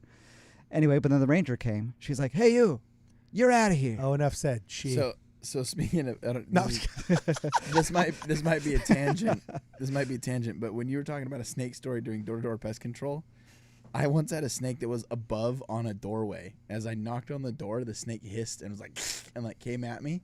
Wow. And I took a video of it. I just put it in the Discord, Carden, if you want to take. What? You took a video of that? Oh Fun yeah, fact. I've got the video of me taking it out, and also the video of me discovering, hey, that snake just tried to bite my face. Oh my gosh, I see it. Yeah, look, I'll show you. I'll send the full video too. Dude, that is absolutely crazy. I'm going to have to pull up my media player because you just... Sorry. While he's Put pulling that this up, you said you in. you don't know Ravage Time personally. You know, I don't know what his real name is. Maybe- and maybe his it's his middle profile name. picture is not like it's just an avatar. Oh, it won't let me send the full video of me killing the snake after. But yeah, check out the snake on the door, just peeping Dude, at me. would you look at that? That's crazy, man. Holy smoke. Knocked on this door. Is that live or is that Yeah, fake? it's alive. I have the video. Oh my gosh, is that a rattlesnake or is that No, a it was garden it was a snake? bull snake. Wow. But I you know what's dude, the look worst at part was that. I knock on the door to try and sell these guys pest control, right? Okay. And they answer the door, and I'm like, sick. This is easy. Because I'm like, don't come out your door. A snake just tried to bite me. And then so I'm like, come out your garage. So they come out the garage, and I'm like, I tell you what I'm going to do. Like, I'm going to take care of this for you regardless because, like, I don't want your, a little older, whatever. I spend, like, 10 minutes taking this snake down, cutting its head off, getting rid of, like, just doing the whole works. Doing the whole works for these guys. And they don't even buy from me afterward. They're just like, thanks. And they close the door. They're like, well, we don't even live here. We're guests. Yeah. It's like, wow. We're renters. Yeah. I was No, like, it was come on. squatters. Watch, it was just squatters. I'm over there putting my life on the line, and they're just. Well, was it your life on the line if it wasn't a rattlesnake? Like, let's be honest. I mean, okay, but No, Garden, let's be if honest. that would have been you, you're tall enough. That thing would have took your nose off. Dude, I would have just bit its head off Ozzy and said, Osbourne. thanks for lunch. Thanks for lunch. No, I'm just kidding. So, all right, we got a couple more comments here, and I'm excited to read them. Thank you very much for everybody who has super chatted us thus far. Latter-day Lion is the GOAT. Get him on your show, says First Counselor Max. All right. That's actually coming from Latter-day Lion's second account. Yeah. Latter-day Lion has I- a sock puppet account. You guys might have missed it, but in the chat he did say he's not going to comment on the state of his shirt. Okay. Oh, I was Okay. gonna say he's welcome to come on my He's show. probably not wearing a shirt. But he has to. He gotta be has tucked. to untuck that shirt, All right. or wear a collared shirt with a huge belt buckle. Like, Sick. I want one of those too. I Yeah. want one of those too. So, anyway, Gork says, if I am not mistaken, a lot of the current anti-Mormon stuff traces back to the John Bennett guy. For example, the Book of Mormon was translated with the seer stone in the hat and not the Urim and Thummim. So I don't know about specific seer stone folklore or primary sourcing or whatever. I'm not as learned on the history of that. But I can't remember if John Bennett gave it to Philastus Hurlbut and Philastus Hurlbut was going to publish it. What a But then name. he couldn't. That's Oh, wait, sad. no, because Philastus Hurlbut was the one that was embroiled in the scandal. Could you say it again, Wait, please? what's his name? Philastus? Philastus Hurlbut. Hurlbut. That's Yeah, how it's he's- pronounced? Yeah. Philastus I've been pronouncing Hurlbut. that wrong. I was trying to give the guy benefit Well, of the doubt. Even the first name is impressive. It's just Wait, you guys don't know. Wow, you guys are all theology guys. Not see what's so funny is I guess my apologetics in the most loosest term of the world, because apologetics, what does that mean other than just a defense of something? But I remember his name was I think it's Dr. Philastus Hurlbut, but doctor is his name, not his title. Oh, kind of like how King Follett was yeah. king. Yeah, Yes. exactly. It wasn't. Parents were ambitious back in the day. yeah. bro. Yeah, Like we've exactly. decided your future for you. Lord Emperor of all that walks the earth, go clean your room. Yeah, exactly. So if you Supreme go, Leader John Smith. yeah, so if you look up, here it is, Dr. Philastus Hurlbut. Let me get that Wow, positioned it's little a bit real better. person. Yeah, so if you look up Dr. Philastus Hurlbut, was a 19th-century Latter-day Saint dissenter. Hurlbut is best known for his collection of affidavits, which in 1834 were published in Eber D. Howe's anti-Mormon book, Mormonism Unveiled. The purpose of these affidavits was to produce damaging evidence related to the character of Joseph Smith, the founder of the Latter-day Saint movement, Smith's family, and his associates. Yeah, do you notice how it doesn't say here they were verified? Yeah. So here's his life and work. Here it is. In 1834, Hurlbut was arrested for allegedly threatening Smith's life. A judge released him on his own recognizance and ordered him to keep the peace. How much do your parents have to hate you to name that? He ended up getting excommunicated also from the United Brethren of the Church on the charge of having engaged in improprieties with the opposite sex. But it says in June, interesting, here it is. In June 1833, Hurlbut was excommunicated from the church on charges of sexual immorality. A contemporary author discusses Hurlbut's background by noting that prior to joining the Mormons, he had been expelled from his Methodist congregation for unvirtuous conduct with a young lady. Oof. As a member of the Latter Saint Church, Hurlbut immediately commenced his old practices in attempting to seduce a young female. For this crime, he was immediately expelled from the church. In response to his expulsion from the church, Hurlbut now determined to demolish, as far as practicable, what he had, quote, once endeavored to build up. And he began, that was it, traveling through the country, giving lectures on Mormonism. So he was the first homewrecker for profit. Well, he it sounds like, because and Monty, correct me if I'm wrong, we talked about this guy specifically, but he literally was like member, excommunicated, remember, and then like almost immediately excommunicated again. I don't want to speak with authority on this because it's just been so long since I studied it. And unlike anti-Mormons, I don't just spew crap without couching it in, hey, I'm spewing crap right now. Right. But I'm actually proud. I got a lot of this pretty good and at least knew how to pronounce Philastus Hurlbut. But yeah, if I remember correctly, he's the first profitable anti-Mormon in 1834. First one to start making money slandering the church. He's the one that was like, hey, I can make some money doing this. Yeah, exactly. So he's the first profitable anti-Mormon. And at the request of an anti-Mormon Ohio comedian, Hurlbut traveled to Palmyra, New York, where Smith had lived when Mormonism was developed, and obtained affidavits from people who are familiar with the Smith family. His journey was done for the purpose of, quote, collecting statements disparaging to the Smith name and to, quote, completely divest Joseph Smith of all claims to the character of an honest man and place him at an immeasurable distance from the high station which he pretends to occupy. And one Presbyterian historian has speculated the gathering of the affidavits was, quote, revenge by the three local Presbyterian leaders for a claim made by Joseph's mother, Lucy Mack Smith, that they had, quote, conspired to destroy the Book of Mormon. Okay, and he went to Ohio, New York, and Pennsylvania collecting statements disparaging the Smith name. And then finally, when he read the Spalding manuscript, there you are. There it was. He said, I obtained a manuscript which was reported to be the foundation of the Book of Mormon, whereupon examination I found it contained nothing of the kind, but being a manuscript upon an entirely different subject.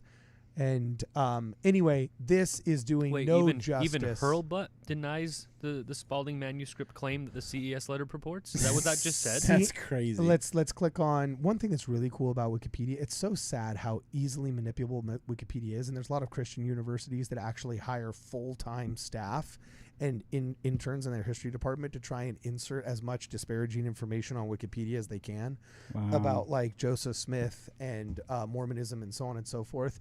And depending on who's the moderator of the page, some of it gets through, some of it doesn't.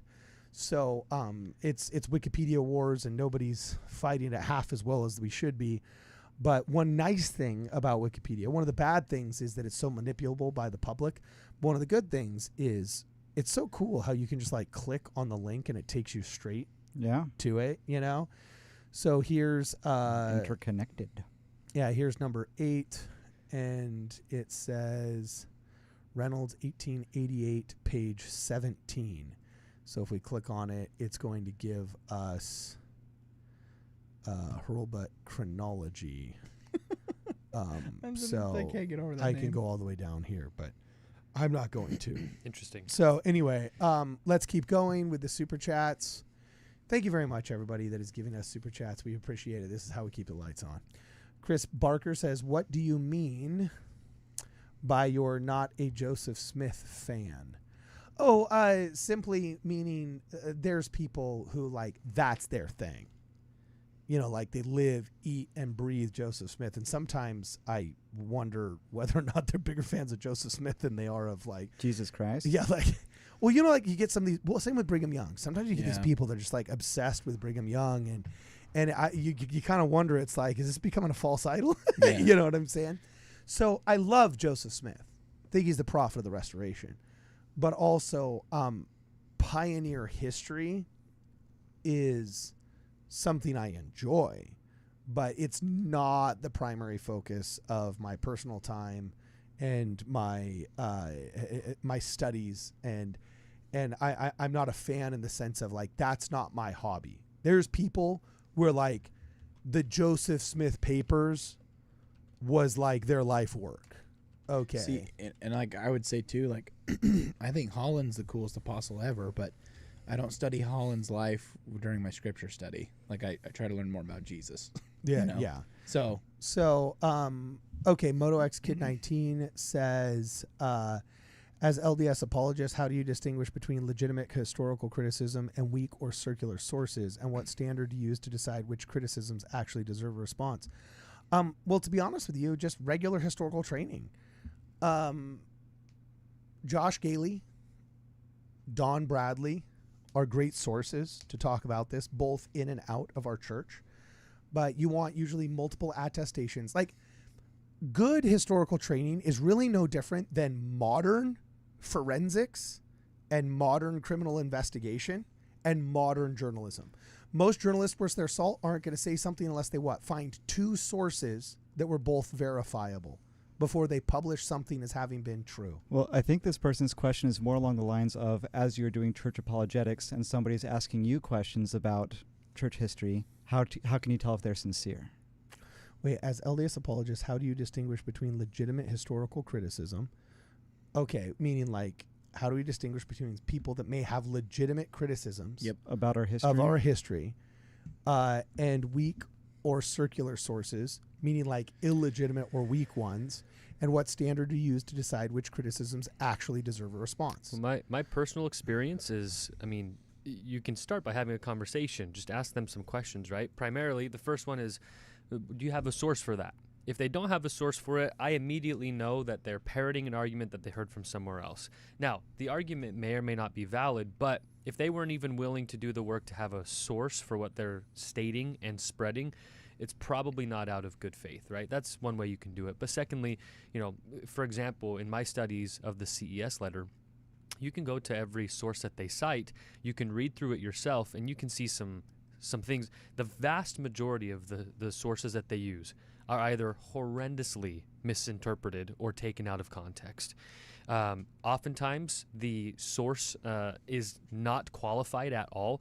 For some reason, Jeremy Reynolds really has some problems with the Egyptian side and the Book of Abraham. Every Egyptian that he has as a source in there never studied Egyptology, and they're not qualified at all to speak on the subject, and they often look very silly as they do it. Whoops. And then third, sometimes they don't even exist, the sources. They just don't exist. yeah. Maybe a link expired. Maybe it didn't exist in the first place, but...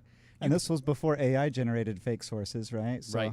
Interesting. Yeah, so I mean, you can just I would ask for sources and see what they're providing, because it's pretty easy when you actually look at something, like even the story of Joseph and Fanny in the barn, right? Mhm. When you actually look at the source that everyone quotes, Yeah. it was someone saying that someone told them they saw him in the barn. And it's like, okay, that's not proof that it didn't happen, but suddenly we're not talking about a first-person interaction anymore. We're talking about someone said they saw this. I think it was... I know a guy that knew a guy that heard from a guy. Right. I don't remember if it was the same one or a different one, but a big anti-Mormon, like well-known, that the Smith family had issues with, purportedly talked to Emma Smith, who told him that story. Well, what's the viability of that, right? So there's some pretty basic logic and reasoning that you can take as you actually look into the purported sources. And the Yeah. double standard about that is, if they're going to listen and believe, oh, someone said this about this, who heard it from this person in church history, then why don't you believe all the other accounts that seem to strengthen the argument for, like the golden plates or prophecies from Joseph Smith, which he has hundreds.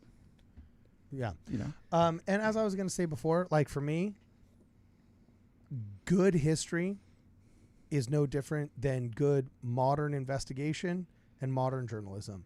You don't want to publish or accept something as fact in journalism, thus creating a narrative, a modern one. With history, you're creating an ancient one or a historical one.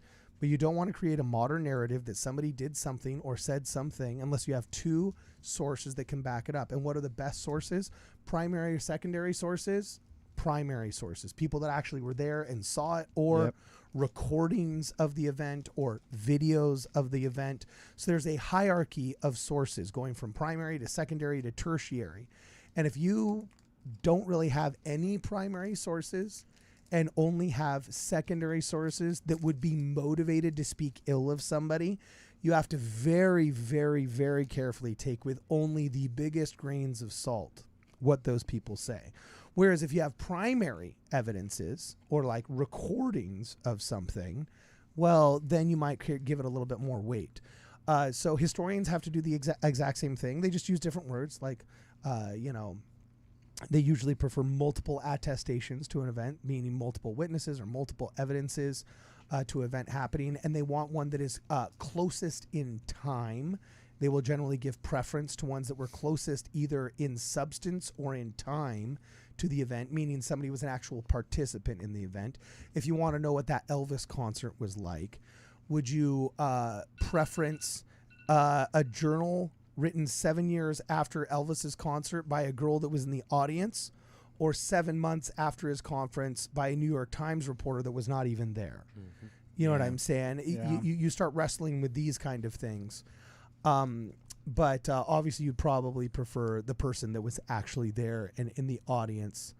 But time might actually make it so they start remembering things that didn't actually happen there, which is kind of interesting if you put a criminologist lens on this. But anyway, the rest of the question was, what standard do you use to decide what criticisms actually deserve a response? For me, it's whether or not I think they're a sincere doubter or not, or whether they're just a prick using doubt as a rhetorical tool.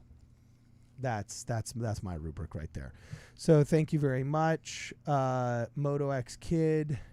Fog Defense says Walton's argument is that God designates good as that which functions within the parameters he has assigned and ordained, i.e. that which works properly. Okay. Sweet, Fog. Thanks. That's cool. He goes back to the DCT chat. I think he's talking about the DCT chat. Yeah, exactly. And then Josette Joy, you guys get to take this all. What advice do you have for not crashing out? Just give in. Just do it. It's not worth fighting. Give in to your hatred. Is this in the context of apologetics and there's somebody being difficult and stubborn? Yeah, I think there's a framework I have. Is the person contacting you in private or in public? If they're in private, only engage in conversation if they're sincere. If they're wanting to just debate and practice with you, then I just ignore. Like, no, I'll do this in front of an audience because usually somebody watching messages me and asks me for a copy of the Book of Mormon or to meet the missionaries. And so if they're public and they're just being silly, then, it's at least you want to make them, you don't want to look like a fool, but you don't want to use contention. You don't want to make them to look like a fool. So I like to, use a little bit of the Socratic method and ask them some questions to help them, answer these questions, which will guide them to realizing that their position isn't either the most authentic or reliable or logical. That's worked for me as well. I do enjoy asking questions. The person asking the questions is the one controlling the conversation. It's much easier to crash out when this is a very common tactic. Hey, anti-Mormon point number 1. Answer to anti-Mormon point number 1. And instead of saying, oh, interesting point, they just move on to anti-Mormon point number 2. Yeah. So everyone has their limits, and that's okay. You'll learn within yourself how much you can handle of someone or some type of topic. But if you're the one asking the questions, you retain control. It's easier to keep the pace and the energy of the chat going the way that you want, which is contending, not contentious, and prevents crashing out. But sometimes you'll find bad faith actors who don't care about the answers you're giving. Yep. They just want to say what they believe, and they want you to see it. And they actually want the gratification of you crashing out. So if for anything, allow that to be motivation to not, don't give them what they want. I was about to add to that. Yeah. I can't remember where, I should know this, but Paul actually talks about, hey, don't wish upon them evil. And by doing so, it's actually more condemning for them. So you're really winning in the end. That's a paraphrase, obviously. But I actually recently had a conversation with a guy that just exploded because I actually answered his comment on an Instagram post, and I was supposed to talk to the one underneath him, and so I responded to him and was like, hey, like, I don't think that's factual. And the dude lost his mind, and I just was like, hey, clearly you're having a bad day. Like, I'll just pray for you, buddy. And it made him more mad, and I was like, I'm being sincere. Like, obviously there's something going on. You know? I'm very trigger happy with the block button. If I see that they are intentionally just trying to get me upset, then I'm like, well, you're not worth my emotions. Block. And I'll just do it so willy-nilly. And then my friends will message me on social media, and they're like, hey, You blocked my sock puppet account. How dare you? No, like other apologists, they'll send me a screenshot. They're like, hey, this person is messaging me saying, why did Latter-day Logic block me? Can you have him unblock me? And I'm like, I can't remember who this one is. Like, I've got hundreds of people blocked, so I'm like, I just don't want to deal with this. That's funny. Well, that's fine. I used to think blocking was worse. Then I was like, but just don't be misbehaved. Yeah. Okay. Then will you walk? I can't read the rest of their username, but it says I homestead to the minimize the animal. I think she meant to say I homestead to minimize the animal suffering of food I consume. Thanks for all you guys. Oh, Cabria White. Yeah, she's cool. one of us. Cabria it's really White. interesting. One of us. So yeah, I was like, she was a cyborg that's been assimilated into the Q cult. Like what? Yeah, no, she's great. She's really cool. Homesteading is awesome. I'm a big fan. I would love to be a homesteader. I don't homestead, but one day. Okay, cool. I bought some Jerusalem artichokes to have as emergency food. So we'll see how that goes. 2 Nephi 11:29. Is it, quote, spirit of contention, end quote, if we contend out of exhaustion, of stupidity, and instead of anger?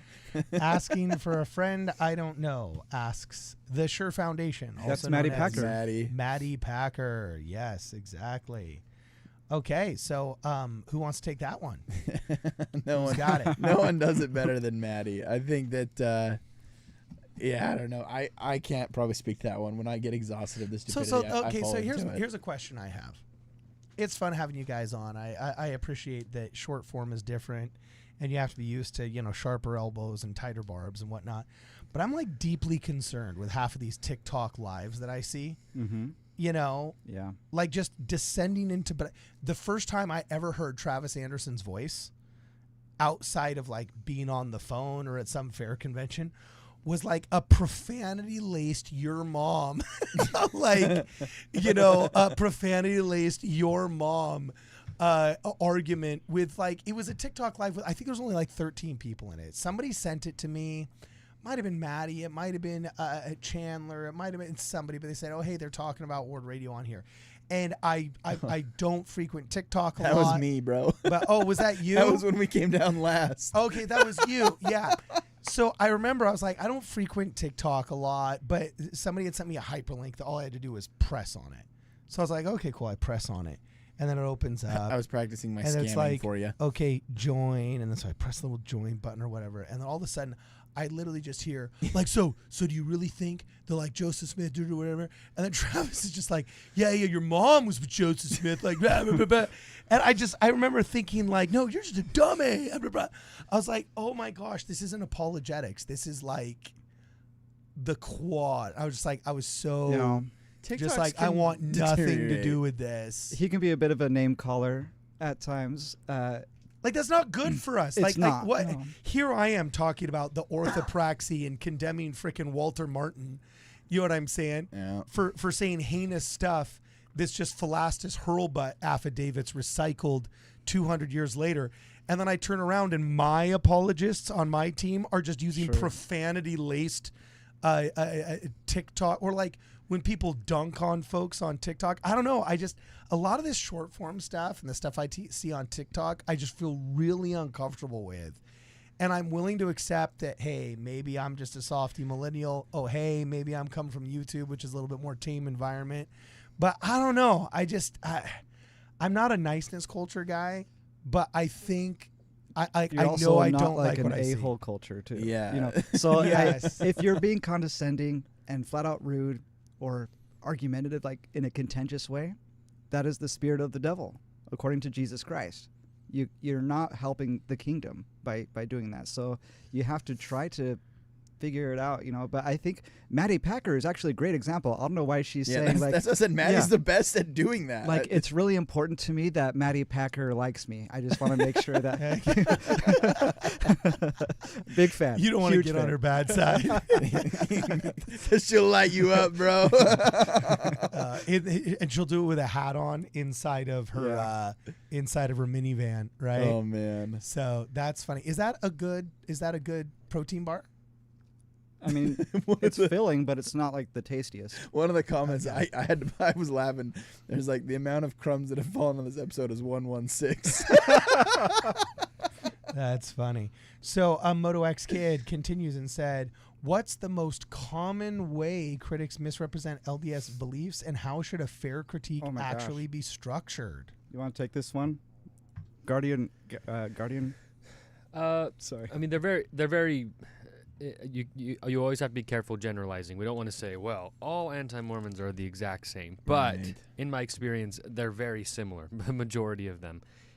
Again, one of the common things I see is they pose a criticism, and when you answer that, instead of addressing what your answer was, they just move on to the next criticism, meaning the question they asked or the point they made, they don't care about, they don't know much about, and they don't care about your answer, right? And so that's a common way that they're not necessarily, I mean, usually it's misrepresenting faith because you have an answer to it, but that's a common way that I've seen critics address some of our beliefs. And so, I think a fair critique is, it's called a steel man. You've got steel man and you've got straw man. And straw man is essentially taking an argument and dumbing it down, taking it out of context, changing the wording so that it is a weaker argument and not the one that you initially made. Was that a fair definition? Yeah. And then a steel man is basically how I like to think of a steel man is if there's a view that you disagree with, you put yourself in their shoes and try and defend it in your mind the best and most honestly as you can.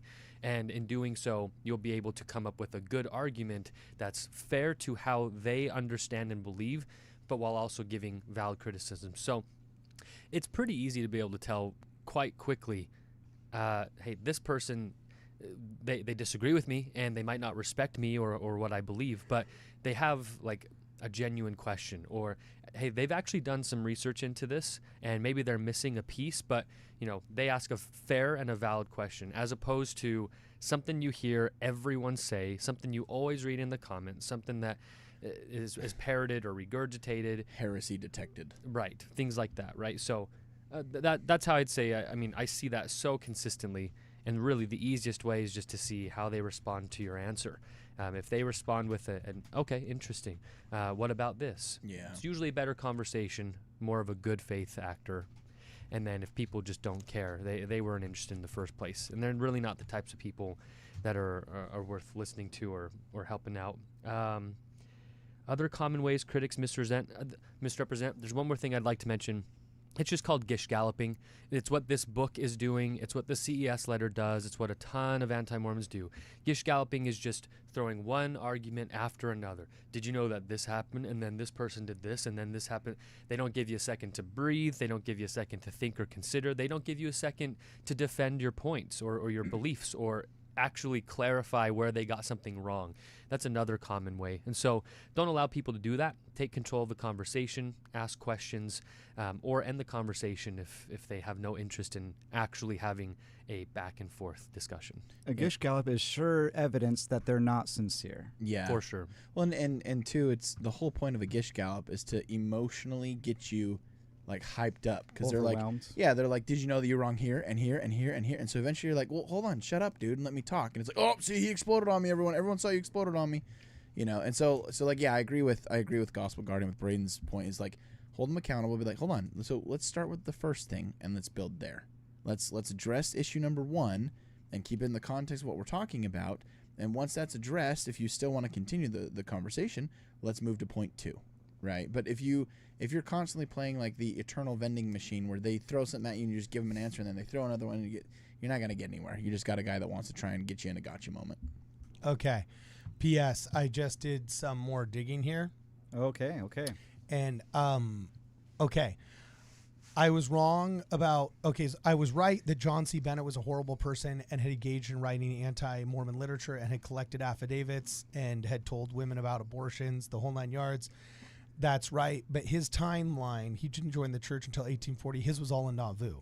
Philastus Hurlbut was based out of Kirtland, Ohio. He was the first paid anti-Mormon. And it's actually what I said about him being the first paid anti-Mormon was also true.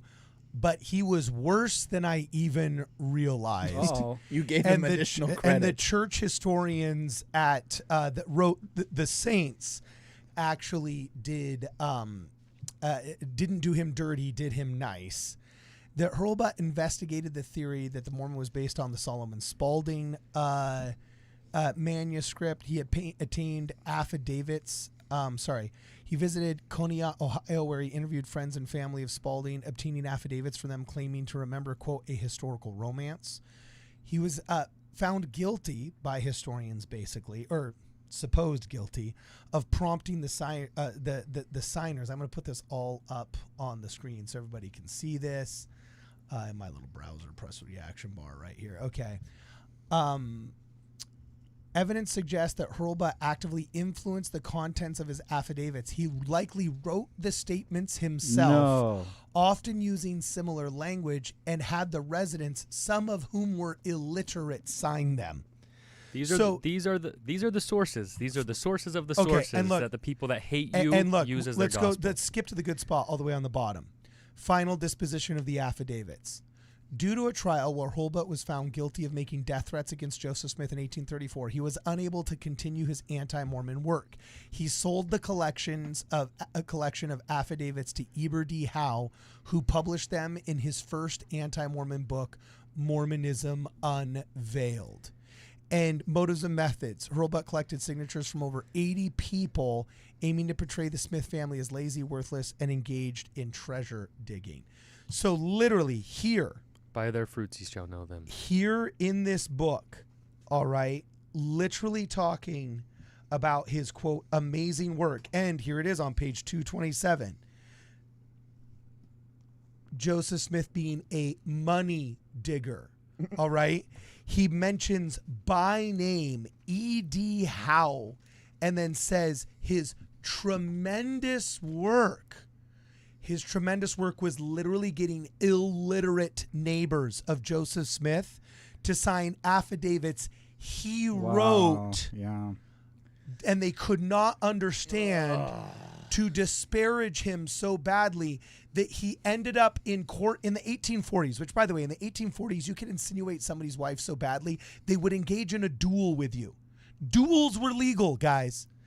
In an era where duels were legal and you could legally burn printing presses, Philastus Hurlbut went so far in his psychotic anti-Mormonism that a court of law didn't just accuse him of fake accusations like they did Joseph Smith, but actually found him guilty of anti-Mormonism so rank that he was no longer allowed to engage in even collecting the affidavits anymore because they were so bad. He couldn't publish his book, so he sold them to E.D. Howe. And that's E.D. Howe did it. And then E.D. Howe published them as Mormonism Unveiled. That makes me it gets worse too. According to Latter-day Lion, Hurlbut was then accused of murder and then ran away.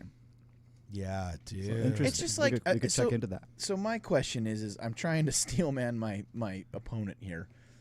What the heck is the author of this book thinking? Like, yeah, this seems like a credible source. This seems like a good.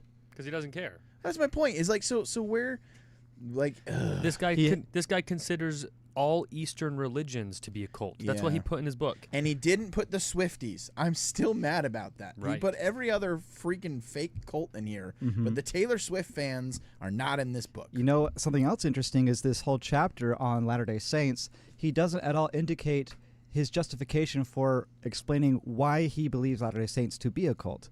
All he does is he says, here's all these things I have, my complaints about the church. Yeah. Okay, but how is it a cult? Which I think the best way to overcome this is whenever somebody accuses the church of being a cult, is to simply ask them what they mean by a cult. Right.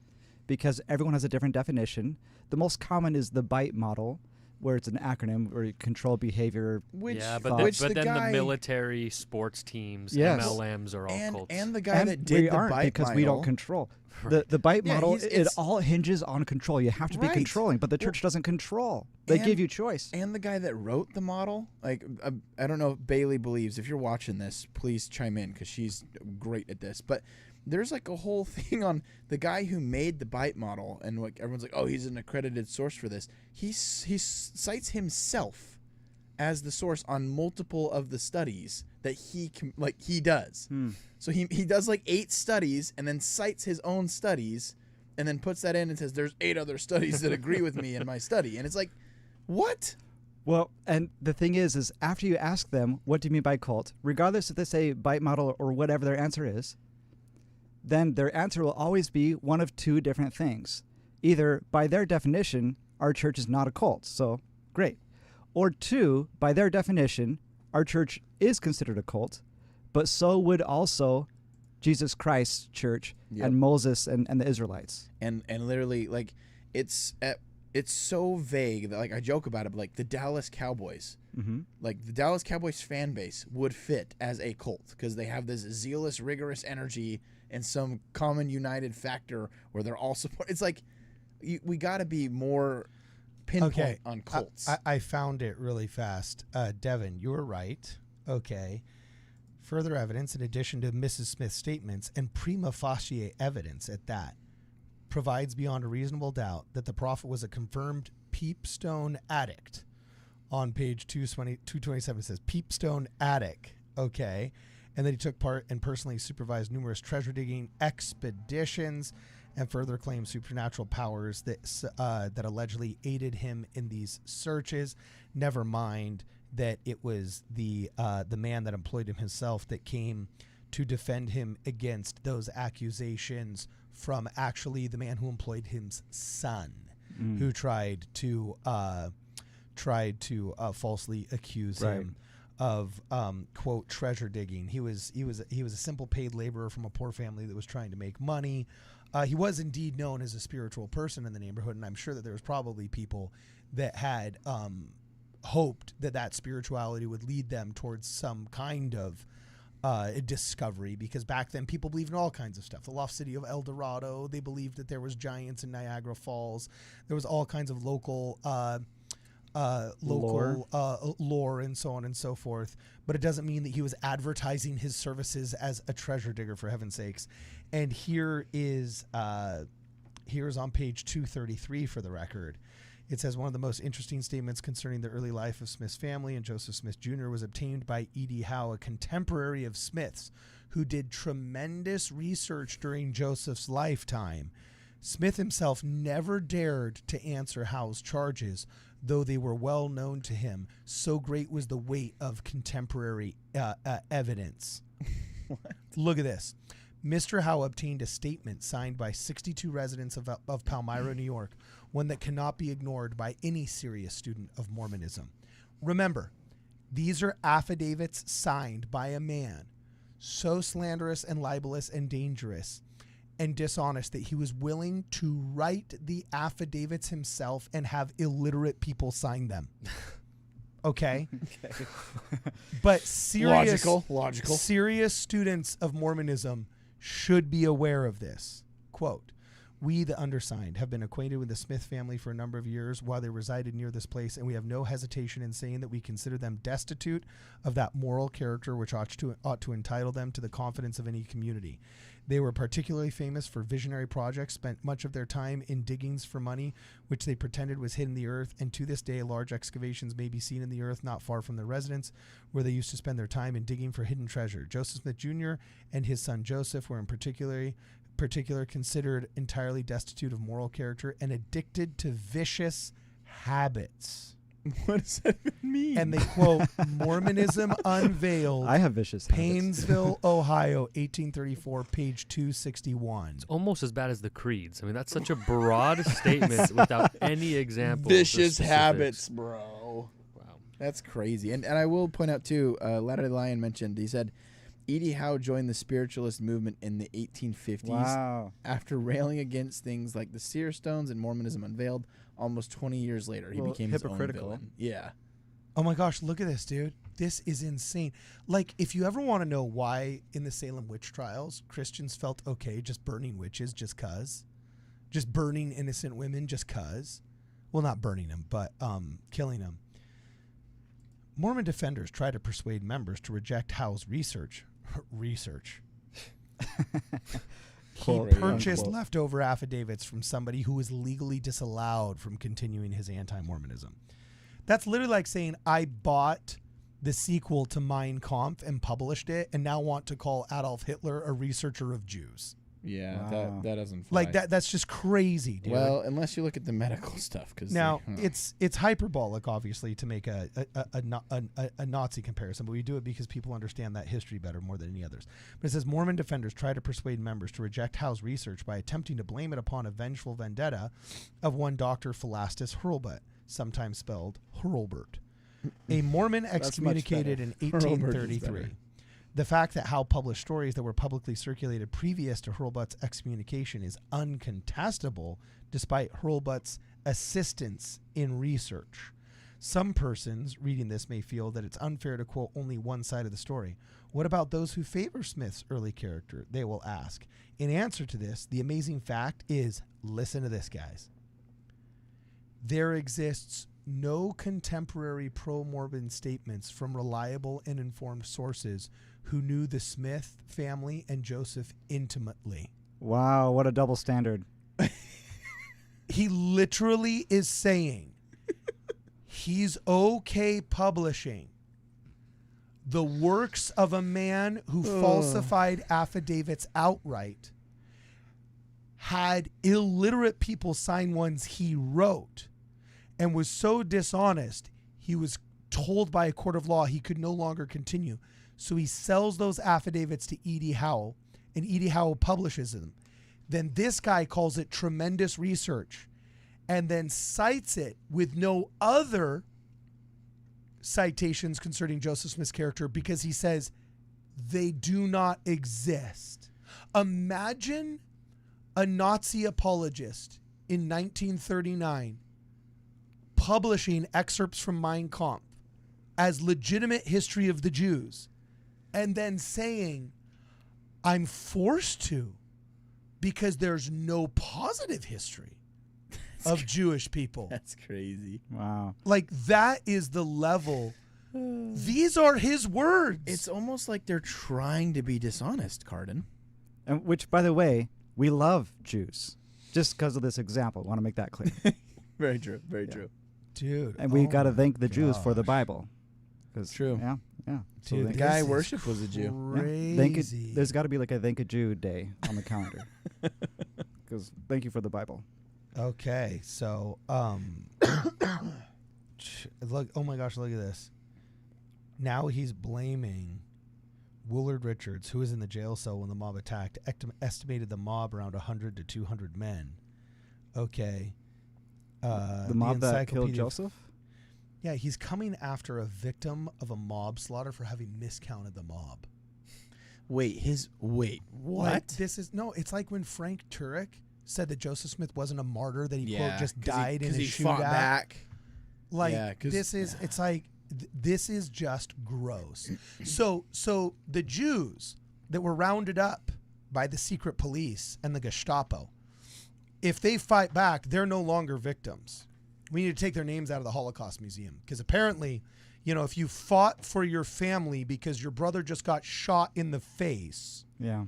Yeah. you're no longer a martyr. Like, you are a disgusting person, Walter Martin. Well, and here's the other thing too is like like what Frank Turek Right. says about us is just disgusting. well, and what Frank Turek casually left out too, because I remember what you sent, and he was like, "Did Jesus fight back?" No, right? Joseph Smith had a gun; he died in a shootout. Jesus also told his apostles to bring 2 swords that night. Joseph also had a pistol, or I guess a revolver, technically. But like, it's just the double standard is wild. It's wild. Yeah. Jeez. Okay, It's- back to yeah. the super chats, man. Like, can you? This is Christianity in North America. And people take it seriously. Like, yeah. They drink the Kool-Aid. But that's why, and what's crazy is that we're still baptizing in record numbers. And I'm thinking, how is this possible considering all this slander against the church that's dishonest, and people will just, like, I'm in the front lines, I guess, on social media, and I'm seeing the worst of it. So it's just like the most humble are the ones who are getting baptized. I'm sure they are aware of it. They have internet access. Yeah. Jeez. But then what's so funny is, you know how you always get the racist people that don't think black folks know how to go get IDs, and so they always say, like, voter ID laws are racist, voter ID laws are racist, black people are stupid and can't get public services, you know? They don't know how to dare access you? the internet. You know, they don't have the internet. They don't know how to fill out forms. They don't know how to, you know. So you always get those people that end up, like, coming out with, like, the most wildly bigoted and racist things because of the soft bigotry of low expectations, right? Well, now you also get, like you just said, repeat what you just said, Devin. Okay, the part about the drinking the Kool-Aid, like all these Christians are just believing this without research. I mean, it takes way too much time. So now the mainstream America seems to be under the impression they've been poisoned by the well, right? That fallacy, poisoning the well. And then when you just said, for example, but we're still getting record baptisms, and these people have the internet. Yes. Like it's not like they don't know. Then the anti-Mormons, just like the people that have the soft bigotry of low expectations, they come out and they're like, well, they're not baptizing like people that like are smart and matter. Like it's in Africa, they're getting all their baptisms. It's like, predatory baptisms is what they call it. Yeah, predatory baptisms are like, or there's like, oh yeah, well, how come? It's like, it's almost as though maybe people can actually think for themselves, and they see through your horrible straw man arguments that are just like absolutely disgusting and horrible, and they don't believe the people at the Salem witch trials that these ladies were witches either, and maybe they're actually holy, wholesome, and rational human beings, and right? to be fair, like, let's not forget, Utah's got some of the highest baptism rates out of all the missions in the world. So, but only the parts of Utah that don't have internet. apparently. So anyone using Google Fiber's out. Yeah. Okay, so here we go. Fog Defense says, well, we have precedents. Joseph Smith apparently had a colorful vocab, and there was also J. Golden Kimball. I love J. Golden. I have to push back on that just a little bit, because Okay. Joseph Smith had 19th century colorful language. So he wasn't swearing. He was improper. He was rough. He liked to throw insults and Witty. Combative, witty. So he didn't swear. And there's no one like J. Golden Kimball. Yeah, J. Golden Kimball. He's just a gem. What was his? He was like, you know, I sin too much, and I promise President, I swear, but damn it, I repent right away. You know, like, I repent pretty damn fast. I was like, dude, he's so good. Funny. Yeah. Also, shout out to our boy. Just today, look who made it on Jeremy Borning's podcast. We got Joshua Carr. Actually, I want to see what he said here. Christian and atheist and a Mormon. Hold on, I want to see what our boy Josh Carr said to Jeremy Boring from the Daily Wire when invited to come on his show. This is interesting. Let's see what he's got to say. There's a joke to be made, I guess, about like a Christian, an atheist, and a Mormon walked into Jeremy's house. I am not the man to make it, mostly because the Mormons will all get mad at me for saying that Mormons aren't Christians. I'm sorry. It's just like, you can't That's even fine. make a joke. I figured that would get brought up at some point. Can't- That's why you said not in a bar. You said in Jeremy's house. Jeremy's house, yeah. 'Cause Mormon can't be in a bar. I've heard that the word Mormon is kind of out of fashion. Yeah, well, so people call us the book. So we read the Book of Mormon, so they call us Mormon after the Book of Mormon. But from the very beginning, the name of the church was the Church of Jesus Christ of Latter-day Saints, with the emphasis being on Jesus Christ. And so just the leaders of our church came out and said, you know, we don't want people naming us after a dude. We believe Mormon was like a prophet. We want us known to be followers of Jesus Christ. So we reverted back to the original name. And that's just like very, very recently, like in the last. Yeah, I think 2019 was when the prophet, you know, made that declaration, said, we want to return to this. It was always the name of the church. It's just that he said, yeah, let's stay away from the name Mormon because it eliminates the name Jesus Christ. Okay. All right. Good job, Josh. Yeah. Making it on the Daily Wire, repping us well. Okay, we're winning the Handsome Devil. You know, we're winning the optics on that one. We're winning the optics on that one. Good job, Joshua. Well dressed too. Yeah.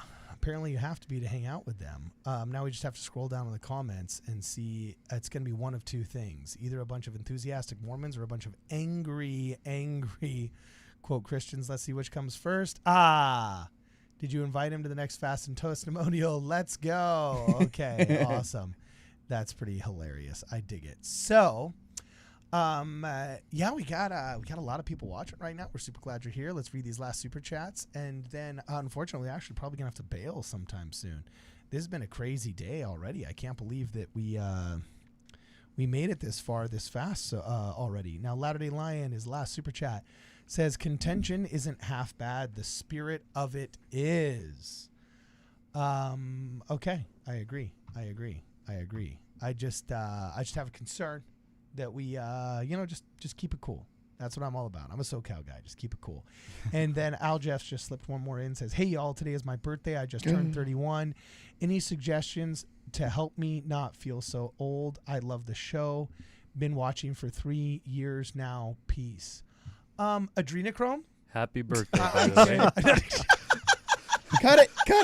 All right, then. all of the SRA people that are hating on us because of our SRA debunkies are like, see, and they're gonna clip it. They're like, yeah, see, this is a public humiliation ritual. They're open to it. This is gonna show up on Candace Owens' show. Yeah. Happy dude, birthday, bro.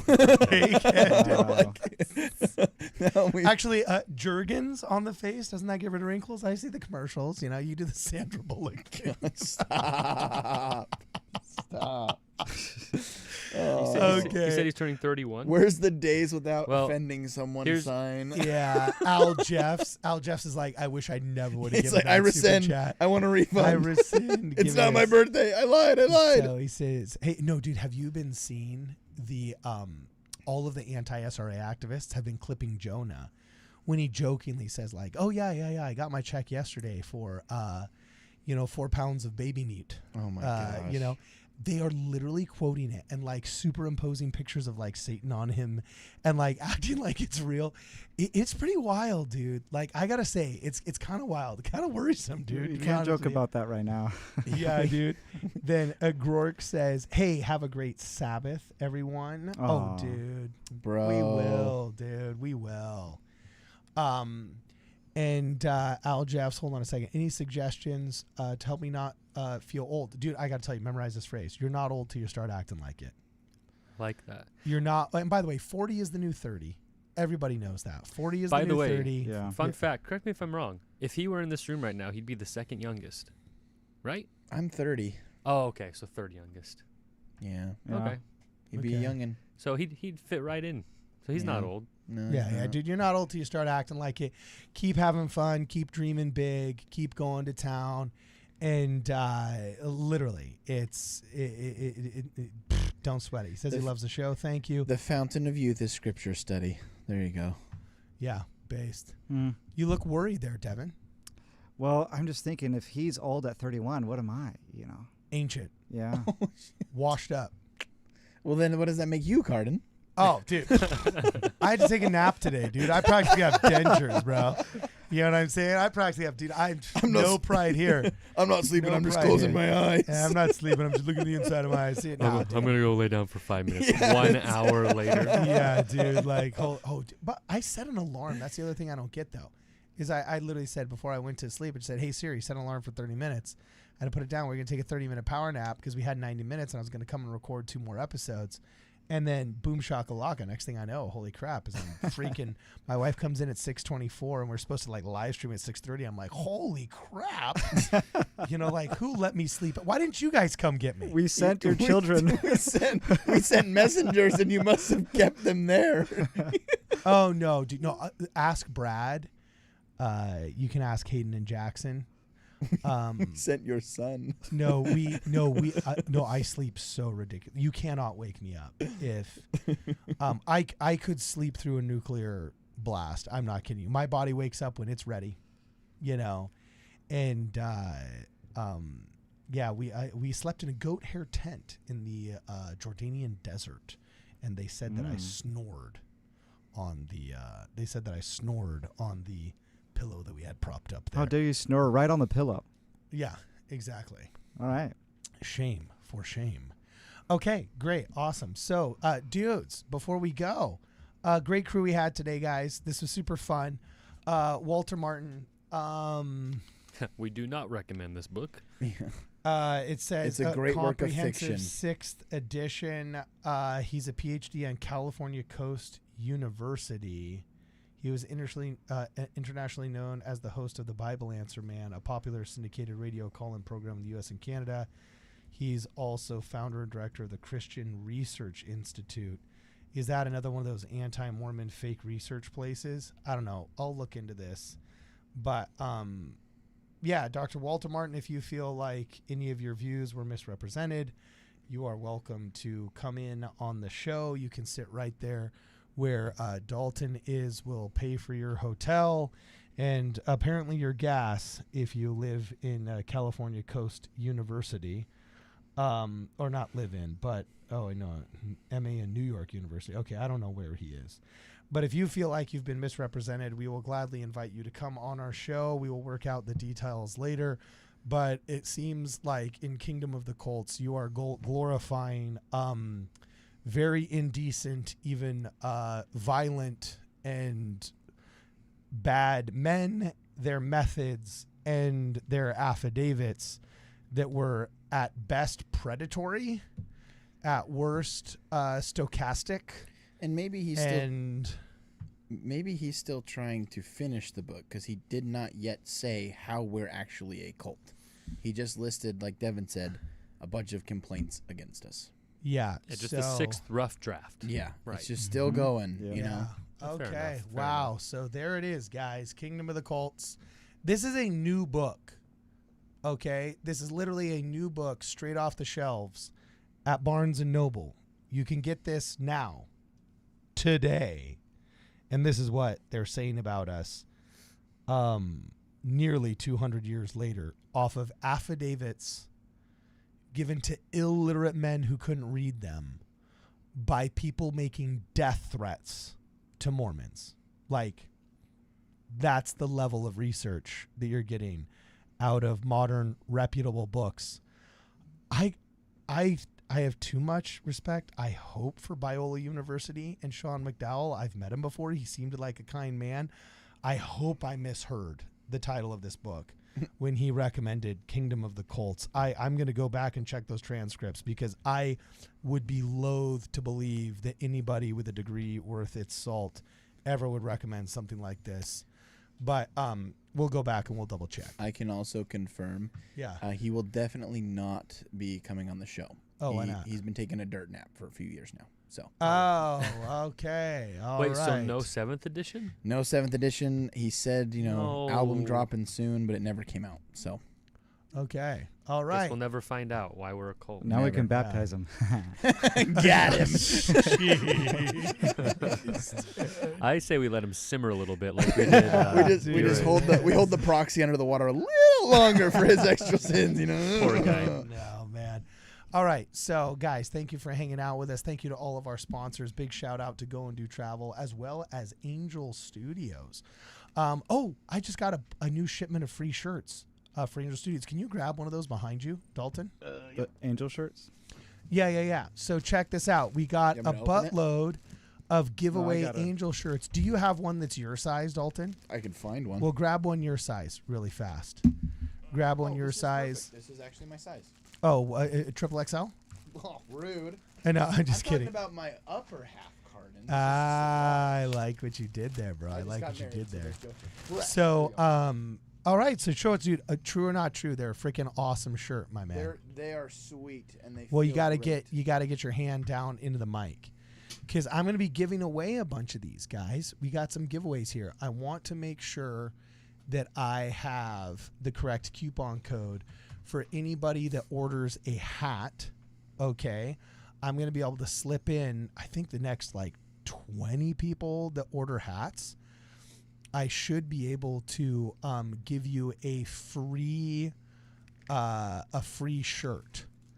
So let me see. I got to create that coupon code really fast before we go. But I'll hold up the shirt one more time. And you wore one earlier today, didn't you, Devin? Yeah. we were recording. Dude, they fit comfortably, right? Yeah, it did. They're sweet. It's great around the shoulders. Yeah, it's like almost like a true classic tee. yeah, It's like, yeah. It's great material too. Okay, so I'm going to make this coupon code. So if people order a hat from Ward Radio, they also get a free Angel Studio shirt while you guys talk about where people can find you before we go. So, Devin, you go first. Latter-day Logic.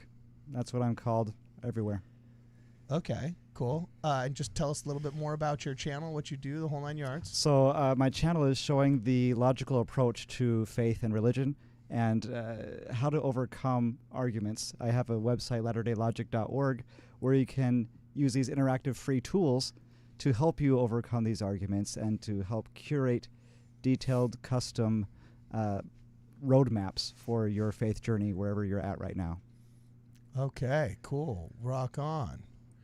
And then Braden, what about you, my man? I'm Gospel Guardian LDS. You'll find me on Instagram. TikTok just started a YouTube. I'm much more active on Instagram, trying to be a little bit better on the TikTok stuff.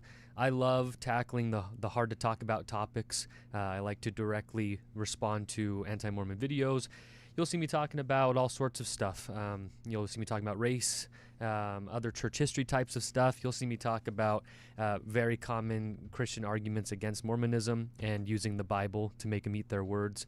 And then I also, for fun, I like to make edits. So if you like videos with music, you can check out some of those. But yeah, check me out. I'd be happy to see you there. Send me a message. Happy to answer questions, or would love to meet you guys. Gospel Guardian. Okay, cool. Awesome. And then Dalton. Yeah, I'm on TikTok. I'm on Instagram. The YouTube's coming soon. It's Unashamed Truth 116. Honestly, I'm proud to be a member of this church. I think we are undefeated when it comes to arguments, and it is the restored gospel, and I'm unashamed of that, and I'm happy to declare it. And for reals, if you guys don't follow these two guys, I promise you're missing out. Two of the smartest dudes I know, and also humblest. I know they would never say it. These guys know way more than they let on. So I would highly encourage follow them, ask them questions. They got great stuff. Okay, You're too awesome. nice. So I am putting this up right now. If you get a War in Heaven veteran hat, snapback, all right, apply to each. Okay, if you buy a hat, you get a free shirt that I'm putting up here for the first 10 people, because I want to make sure this coupon works. They're asking you to put a link in the chat. Actually, hold on, limit to one. Okay, so create coupon War in Heaven veteran hat. Okay, cool. So check this out. The coupon code is free angel shirt, and you will get 5% off a War in Heaven veteran hat. Okay, so if you buy a War in Heaven veteran hat right here out of our merch store, not the Flex Fit one, it only let me choose one drop down item. Okay, but if you actually, I can, if there's a little spot where you can write a note, and if you watch this live stream today and in the next 24 hours you order merch from the merch store, specifically a shirt and a hat, because I know that I can fit an extra shirt in that box, and it's only like an extra $1 for shipping or something like that. So if you guys order a shirt or a hat from our merch store, you're going to get 5% off if you use the coupon code FREEANGELSHIRT and order a War in Heaven veteran snapback hat. I'll be able to stick the shirt inside of the box as well. So you're going to get a free Angel Studio shirt. I just created 10 of those coupons. So it's all uppercase, free Angel shirt. All one word, no spaces, all uppercase, free Angel shirt.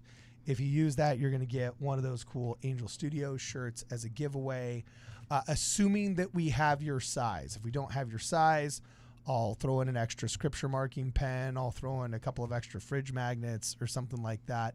But right now, it looks like we have enough sizes for everybody. So I'm going to give you a free Angel shirt if you guys use that coupon code free Angel shirt. And you also get 5% off our War in Heaven veteran snapback hats. So and how much extra does it cost to get a little handwritten thank you note? Oh no, I do that. We do all of our merch fulfillment here. So I try and give everybody a handwritten note that orders from us. So yeah, apparently you ordered something from our store before you'd been invited to come in the studio. Yeah, You I've been a got one? fan for a while, and I bought a hat, and then I got a little thank you note with your handwriting, and it's like, hey, thanks for being, let me know how you think of it. And like, wow. All right, Yeah, rock on, man. dude. Like All right, special. cool. I didn't realize I had sent some out to. It's kind of cool when I show up on like the cruise ship, or like when I go to these events, or I show up in on campus and I see people with our stuff. It's actually kind of exhilarating. It's kind of cool. So anyway, guys, thanks for hanging out with us. This has been a really long stream, but it's been a super positive and fun one. You guys are awesome. Thank you to everybody that is watching us on all platforms. It's been real, and it's been fun, and it's been real fun for this and more. Please make sure you guys check us out at wardradio.com. I built a rocket in my basement. I'm gonna fly it to the moon. This supersonic is amazing.